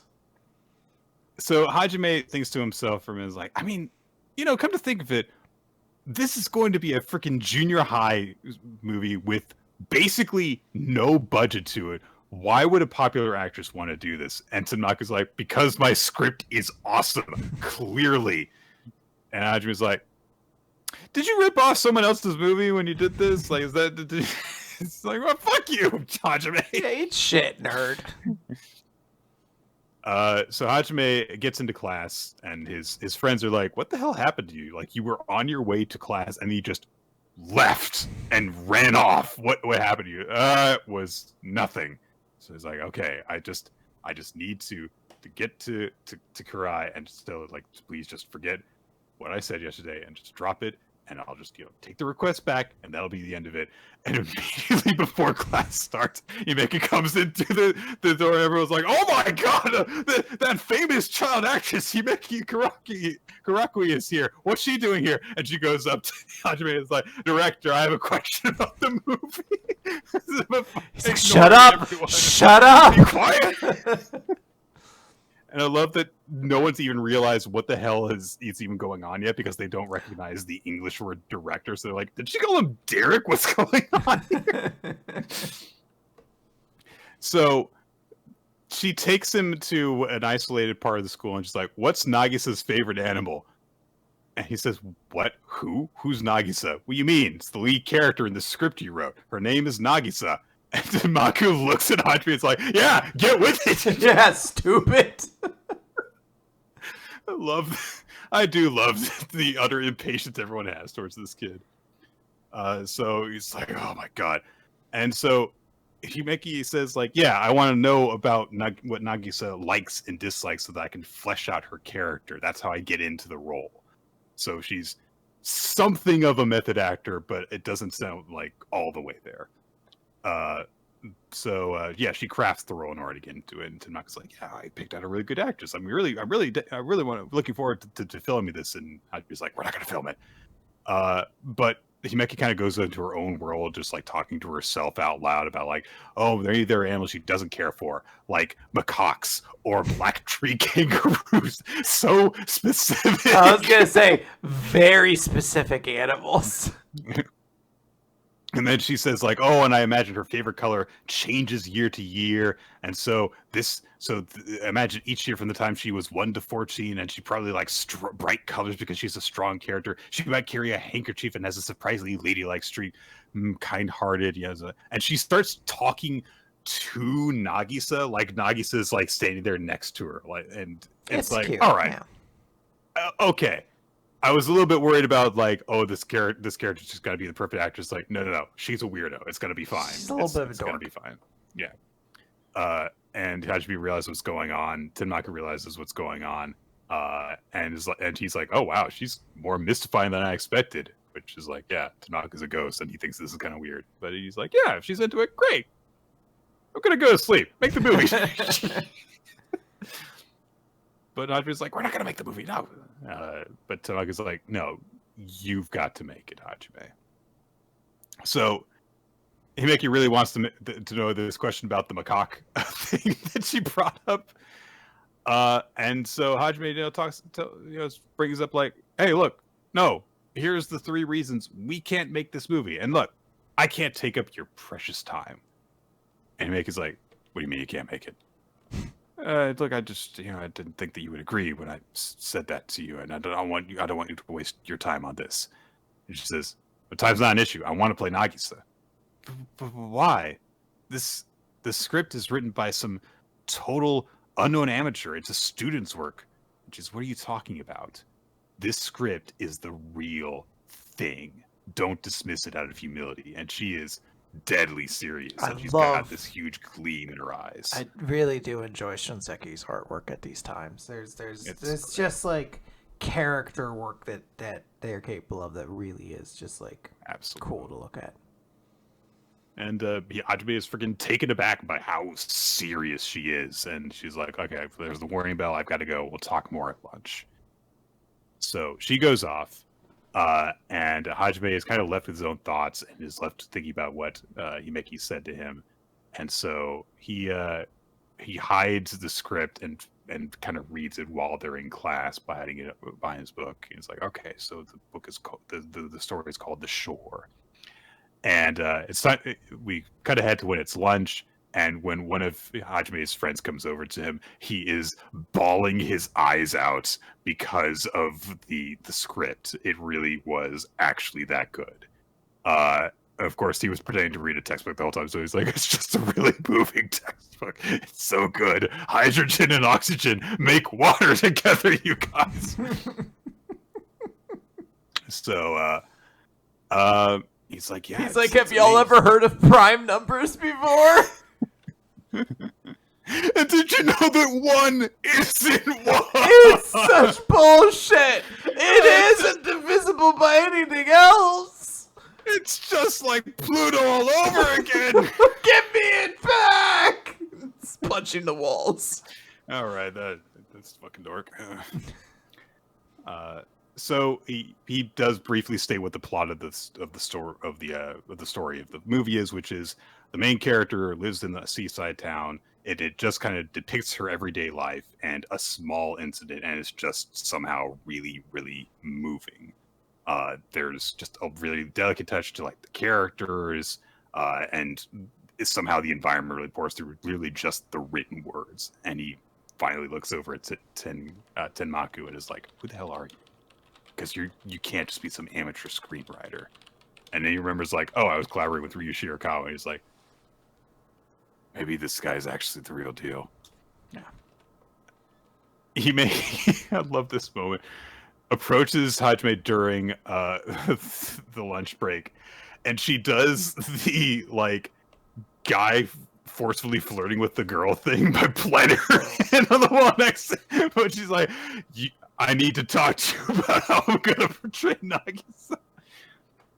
And she's like, yeah, once you hear about my plan for acting out this role, you're going to really be moved and want to make this movie. So she's really confident in herself. And she's like, yeah, Nagisa always stands up straight and her face is neutral at the beginning. And she's just really passionate about it. And she actually like gets up next to him and they go over the script together. Well, she goes over the script while she's next to him.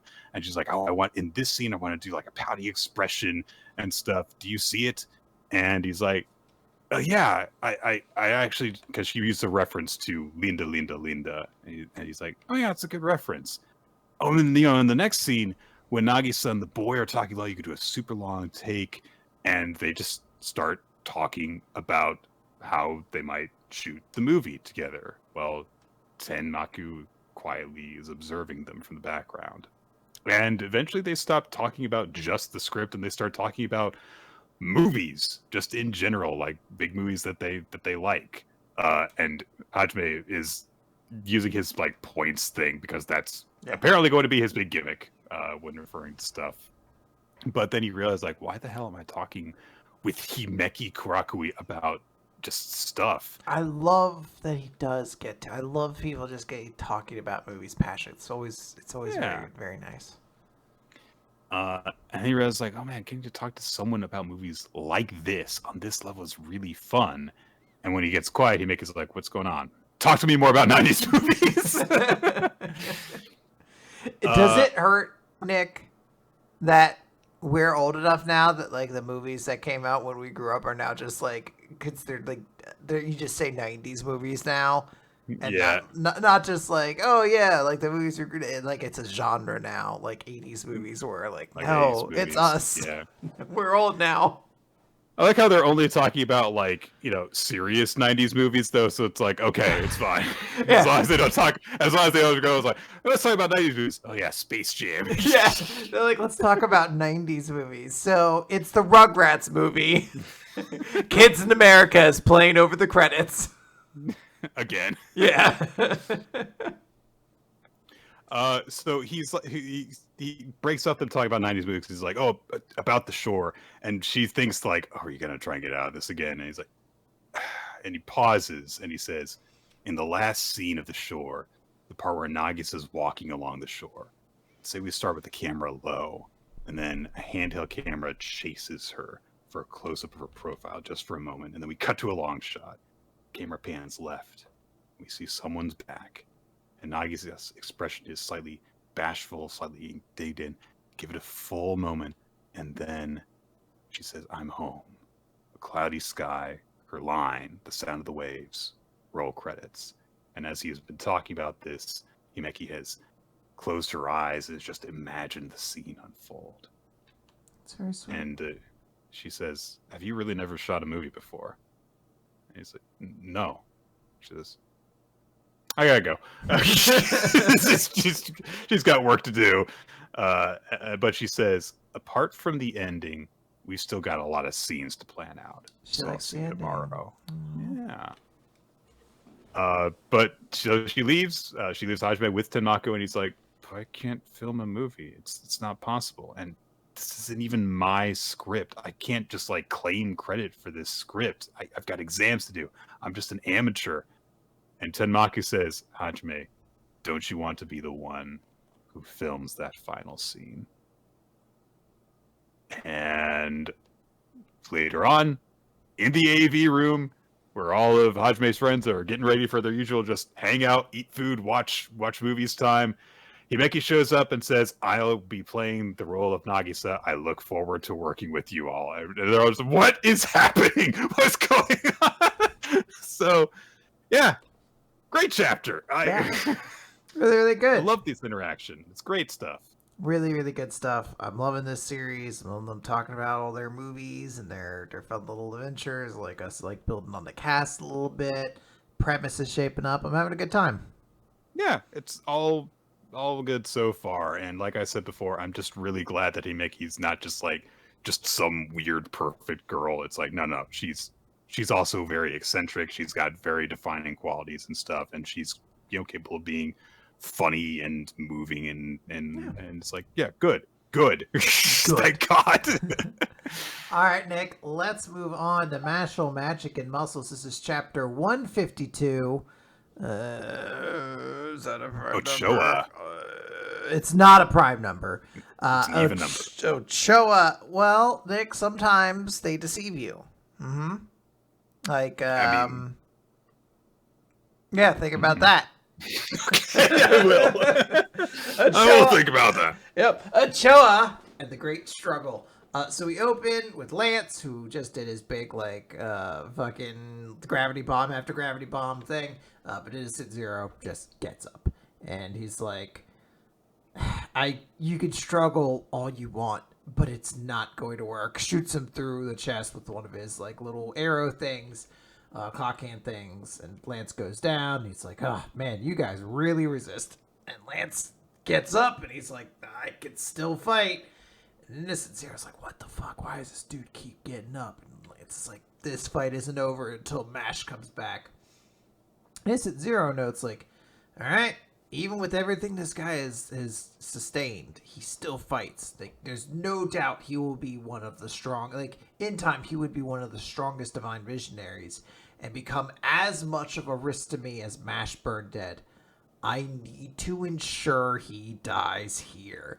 So he starts charging up a little energy attack, and then Ochoa shows up. It's just like kind of quiet as like Innocent Zero turns to look at Ochoa. Ochoa just has their head down, and he's like, you guys are all so stupid. There's no way you can win. You're just going to die. But here you are acting all brave and protecting strangers. You can't expect me to run away at a time like this. And Zero's like, what do you possibly hope to accomplish? And we see Ochoa use his magic, alligatides, or however you pronounce it. He turns into an alligator, and he snaps up Mash. And he's like, now to run, and just starts bolting, starts like, alligator skittering away. And Innocent Zero just moves over, shoots him with a blast. And, Ochoa goes flying, but he holds on to Mash, and he's like, he activates his magic again. He's like, it's a boost, I'll go faster. And he keeps getting hit, and he's just like, it hurts. I want to go home, but not today. Today is the day I do something. And, he thinks back to all these, big speeches that everyone else has given about, like, how it doesn't matter and, how strong your opponent is. And Lance being like, I have to, face my sister and everything like that. So Ochoa just says, today's the day I do something so I could be proud of myself. Innocent Zero attacks him again. And this is finally the last one. Ochoa goes flying. Turns back, Mash hits the ground, and Ochoa's just apologizing. I'm so sorry, everybody. I couldn't even stall for time right. I betrayed you all. I couldn't even make up for it. I'm so sorry. I was useless. And Innocent Zero's like, you are revolting. You were wisest when you betrayed your equally weak allies, and in the end, your efforts amounted to nothing. Insignificant garb, but then there's a SWAT coming in from the side as Mash. Backhand would be one way to describe it, but it's a punch, so it's like a punch backhand. It is a back fist, yes. Back fist, and Mash just says, who are you to call other people garbage? And there's kind of like little nubbins in his wounds. It's the heart taking root. Yeah. It's a very disturbing image. Mash is back, yes.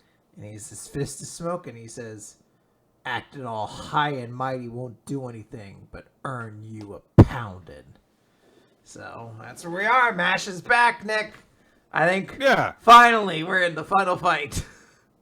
Yeah, I think I hope so at this point, unless we are literally just going to get a completely unrelated arc, which shonen manga do sometimes, where it's like, well, the final villain, who clearly was linked intrinsically to all the heroes and what they were trying to accomplish, has been defeated. Anyway, here's another one. Yeah. Like, sometimes that does happen. Maybe it will with MASH.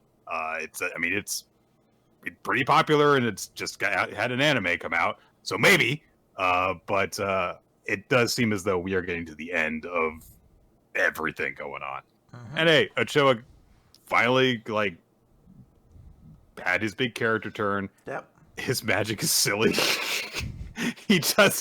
He barely looks different when he's an alligator, because he's already wearing the suit. and all he does is turn into an alligator that runs kind of fast. That's it. But hey, Mash is back, and he's gonna beat up Innocent Zero. Hell yeah! Yeah, I do love that picture where he finally just backhands Innocent Zero, and Innocent Zero is just in the middle of doing something, and he's just like, "What's happening?" While it's happening to him. It's good. It's good. All right, Nick, let's talk about it. All right, it's the Elusive Samurai, chapter 106. Last time, Takauji tried to stab himself through the throat and missed, and because of that, decided to keep on fighting, and everyone was mesmerized by this. In fact, the light that emits from Ashikaga, as it turns out, is more mesmerizing than Yorishige's, and Fubuki and a bunch of other people just step forward to surrender to Ashikaga because he is so charismatic. Okay. And this is portrayed as, this is a big Nanbokucho tag with the demon Ashikaga Takauji, who is portrayed as having faces coming out of his body, and the faces have eyes full of eyes and ears full of eyes and mouths. And they're swallowing up people. It's terrifying. It's gross. So a bunch of people step in to surrender, and immediately Moriyasu and Tsunome step in and are like, we're going to take advantage of the fact that their ranks have thinned and kill the rest of them because their defenses, their flanks are weak. So they storm in and start attacking the Hojo forces. The soldiers that have surrendered are just taken prisoner, including Fubuki, and Moroyao recognizes Fubuki and is like, hey, wait a minute. That's Hikobe something or other's kid. He was part of our Ko-clan. And they're like, well, why do you recognize him? It's like, oh, he excelled while he was at the Ashikaga Academy, so I actually wanted him under my command. And then he tells Fubuki, hey, do Sakasakyo on this dead body that I just got lying here. And Fubuki instinctively takes up some swords that are presented to him and does this massive multi-cutting technique that we've seen him employ before and just butchers the body. And he says, I don't know why he killed his father and fled, but anyone this firmly in Takauji-sama's grip has experienced his power before or has a severe spiritual hunger. This is perfect. Listen, I took my uncle's boy as an adopted child. And he got stepped on by a horse, so he's dead. Put on this mask and pretend to be my relative. Yeah. It's like, all right. And Fubuki is kind of like vaguely conscious in this moment. While he's still following orders, and he thinks to himself, like, there's this like mist obscuring my vision. He answers that his name is Fubuki when asked, but he's told, your new name is going to be Fuyu, meaning winter. From now on, you are Kono Moro Fuyu, and you will dedicate your talents to the Ashikaga. And Fubuki's like, what was I doing just now? So he is fully, like, mind enthralled by the might of Ashikaga's brain magic right now. Uh-huh. So that's happened. The skirmish comes to an apparent end, and the Hojo forces are not looking very good. Their numbers are decimated. Genba's like, how the fuck did he do that? Why did he never do that before? And Toki's really upset because his friend Fubuki freaking abandoned him. And Yoshiga's like, geez, when I met him, I foresaw he would not betray us. But then he realized, like, oh, wait, that happened at a time that my abilities were kind of weak, so that's why. We're screwed. Everything is flowing to Ashikaga Takauji's benefit right now. So he goes to Tokiyuki and he says, listen, there's a defensive line on the edge of Kamakura. I'm going to make my final stand there. And Tokiyuki says, well, what about me? And he says, I'm sorry for failing you. I will hold him up while you flee. And Tokiyuki says, are you planning to die? Don't do that. Let's flee together. And Yorishige says, I've got to take responsibility for this battle. I'm to blame for exposing you. I can't let you bear this burden. And Tokiyuki says, no, this is a pointless death, and if you serve me, I forbid you to die. You vowed to serve me to the pits of hell. I order you not to go. As your lord, I order you. And Yorishige says, look, you're more like a son to me. I value your life above all. And Tokiyuki is crying, and he gets really fierce, and he says, you're not my father. Know your place as my servant, because he doesn't want him to go off to his freaking death. Yeah. And Yorishige says, you're right. We're not family. And so I end my service to you and accept this battle as my own. And he walks off while Tokiyuki is held back by his uncle to prevent him from going away. Oh no, Yorishige, please, no, don't go. Yeah. No, stop, don't, please. Yeah. It's hard to like work up a ton. I don't have a ton of affection for the Yorishige character, especially as they became less and less relevant as like the series went along, other than to like occasionally show up and just be like, we're gonna win this fight. I already seen it. And you're like, okay. Admittedly, in the last big downtime we had before this, we did basically establish that like Yorishige is essentially a foster father to Tokiyuki, and they were really close to each other. Yeah. If that didn't do it for you, though, it didn't do it for you. So. Yeah, I was gonna say, like, I don't. It's not that I'm like, oh, I hate this character or anything. I just don't have like that much of a connection. I was more interested when Tokiyuki's like, fuck you, you're my goddamn servant, and I order you to stay here. You know, and that was like kind of like a cool moment of like authority, like. That you ultimately was there to protect him. Yes. But it's great. We're going to do. I don't know what we're going to do, but it looks like it's going to be a sacrificial link. If it is, we'll see what happens. But as of right now, it's just one of those things where like I want to be into the emotional core of this, but like I'm already pretty distantly connected to most of the emotions when it comes to this series. So we shall see. Come on, Quinn. All those characters that got introduced 5 chapters ago just to die 2 chapters ago didn't do it for you? Nick, well, any day now, the girl who lost her arms is going to show back, or her legs is going to show back up. So, her fingers. Fingers. Whatever the fuck she lost, she's going to show back up and really save the day. Okay. We're going to wrap this up, though, Nick. We're going to talk about 357 of Black Clover, which is a not prime number. It is a not prime number. 357 is divisible by 3, so it's not a prime number. Why the fuck do you know this? There's a couple of different things you can do. One is if you add 3 to 357, that makes it 360, which is obviously divisible by 3. Another is there's a trick, which is if you add up all the digits of a number and they add up to a number that is divisible by 3, that means that the number itself is divisible by 3. You can do it with anything. An enormous nerd. You fucking gigantic geek. You little pencil neck loser. Don't hate me because I'm right. I obviously am. I obviously hate you because you're right and smart. Oh, all right. Let's talk about Black Clover, page 357. The final slash. Did his big attack on Master Luscious, but Master Luscious is perfectly fine. Sword stops right at the shoulder, and he says, absorbing Lucifero made me physically tough as well. Your attacks will never reach me that easily. And the spell you've cast is enormous. I imagine even you will not last that long. So in the end, your struggle is pointless. You'll only prolong the suffering. Forgot what happened in this chapter. We cut over to Yami, who is looking over the great hero, Jack the Ripper, who is dying. As Morgan, the revived angel, is kind of watching from afar.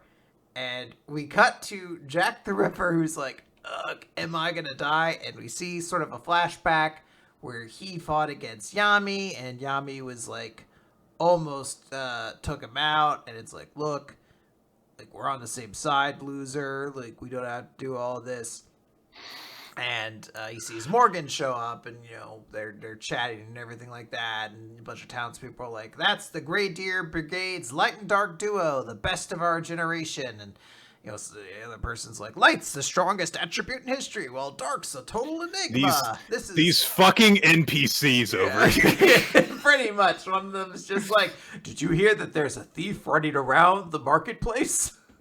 This is one of those things where, like, when how when Bakugo occasionally gets ahead of himself, it's like, look at you guys are extras, and you're like, we're people with like, personalities and futures and stuff. It's like, in this case, though, it's like, why would you talk this way? Yeah.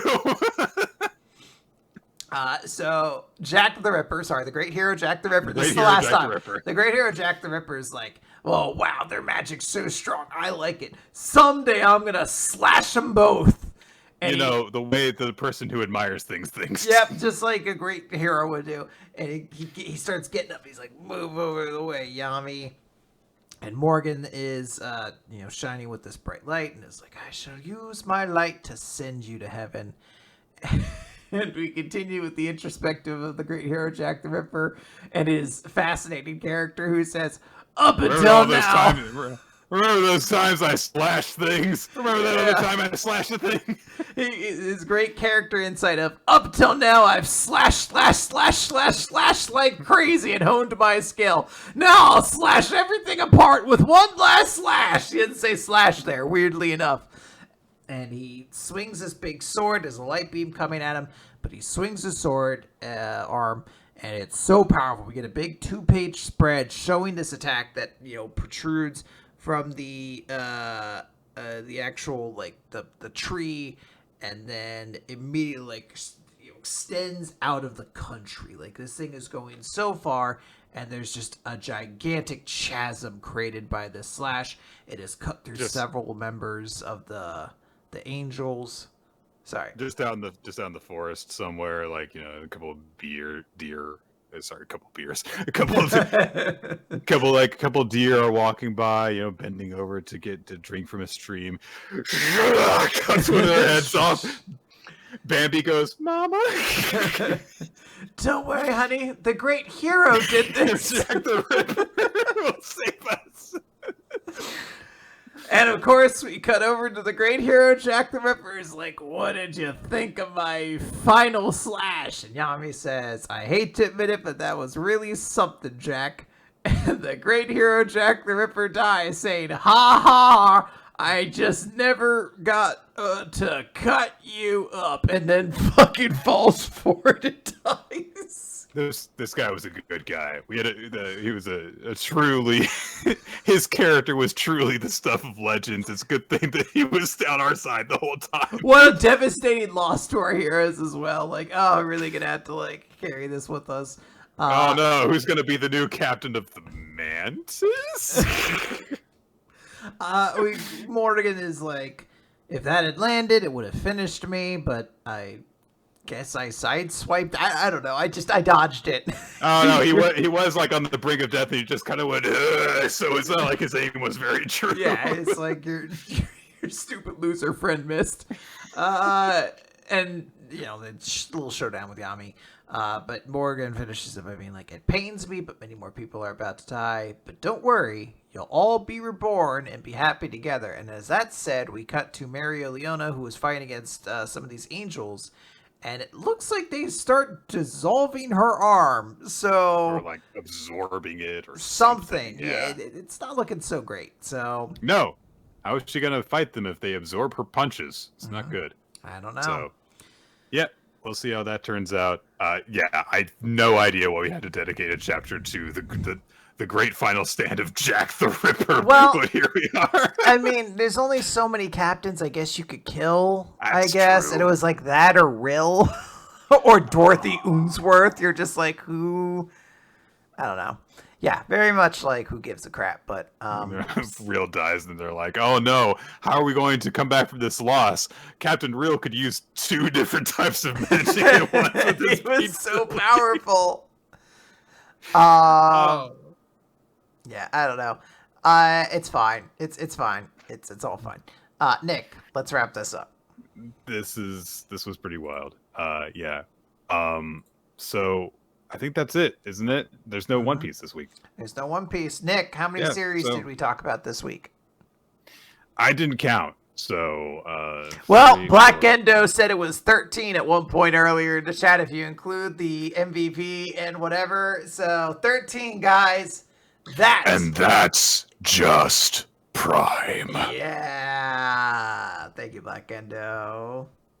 We did it. Yeah, good job. Nice way to tie it all together. I'll never reference a prime number again.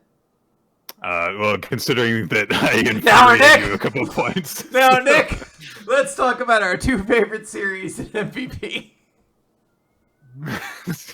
So, yeah, this is a little bit tricky. This was a very odd week, I feel like, in terms of stuff. I think that my chapter of the week is gonna go to Cipher Academy. I can see It's so Yu-Gi-Oh! Like it's so over the top, ridiculous. The visuals that come up, especially at the end, where he summons the board of all the cards on it. The big friendship moments everyone has with this guy that everyone knows is like one of the weakest members of their class, but they still putting their faith in them. And then just because they realize, like, we can't fucking have Anna be requested to be our fucking leader, she sucks.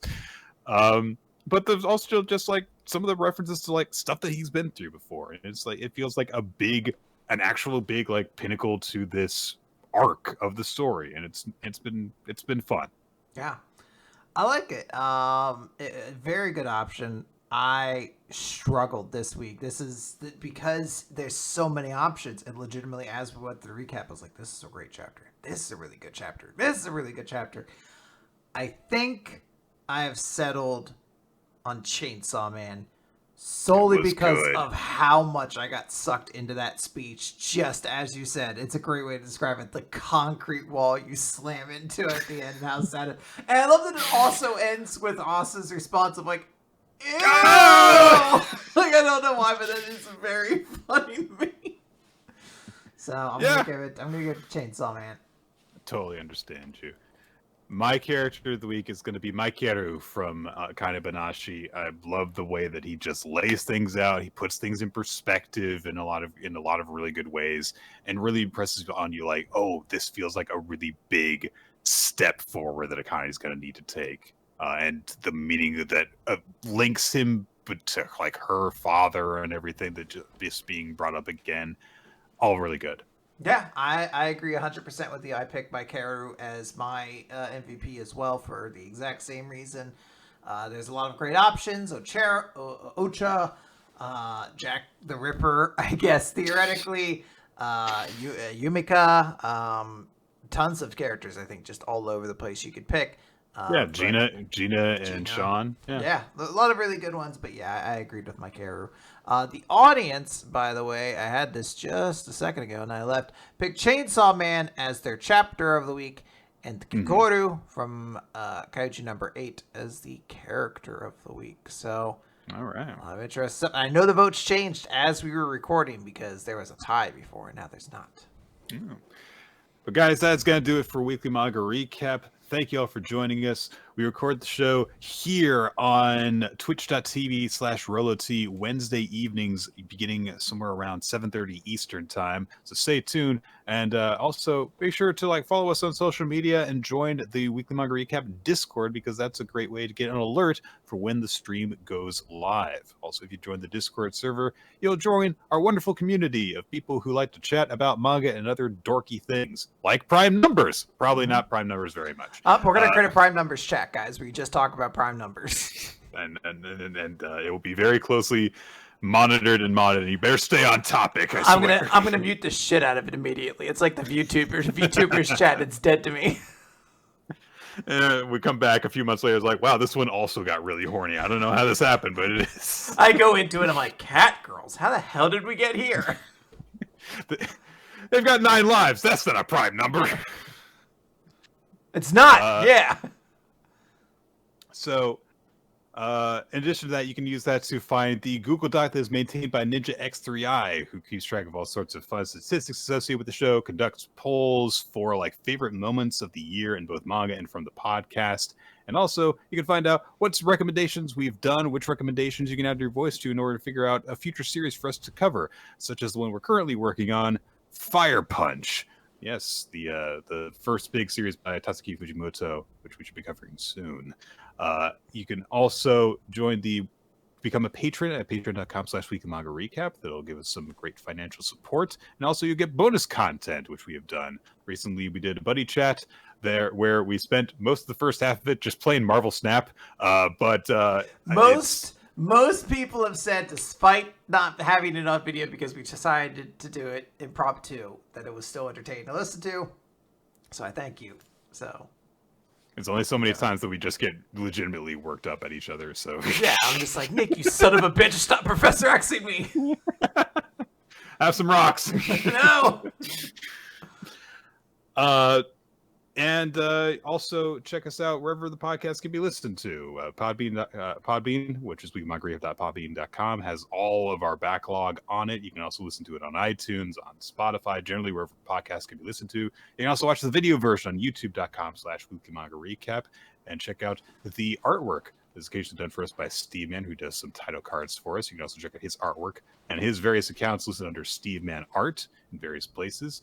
And thank you to Winslow Cheddar and Milo Jack Stillitz for creating the opening sequence of the video version as well. And that's going to do it for Weekly Manga Recap. It is 10:08. That is definitely not a prime number. So it is not. However, Nick, I was thinking as we were like wrapping things up, I was like, okay. I was like thinking of like weird villain group themes. I was like, a villain group themed on prime numbers. Of course, the primes, that would be their name. And, like, you just, like, I don't know, like, I'm 11, I have 11 tails or whatever, and I'm 7, I'm lucky. You just theme around it.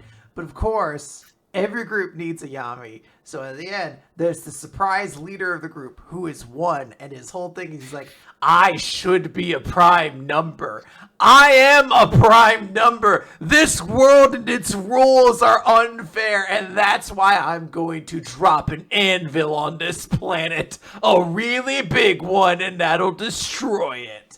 I need to workshop his plan. Membership discussions amongst the group are always very contentious because it's like, look, we've got 7 members right now.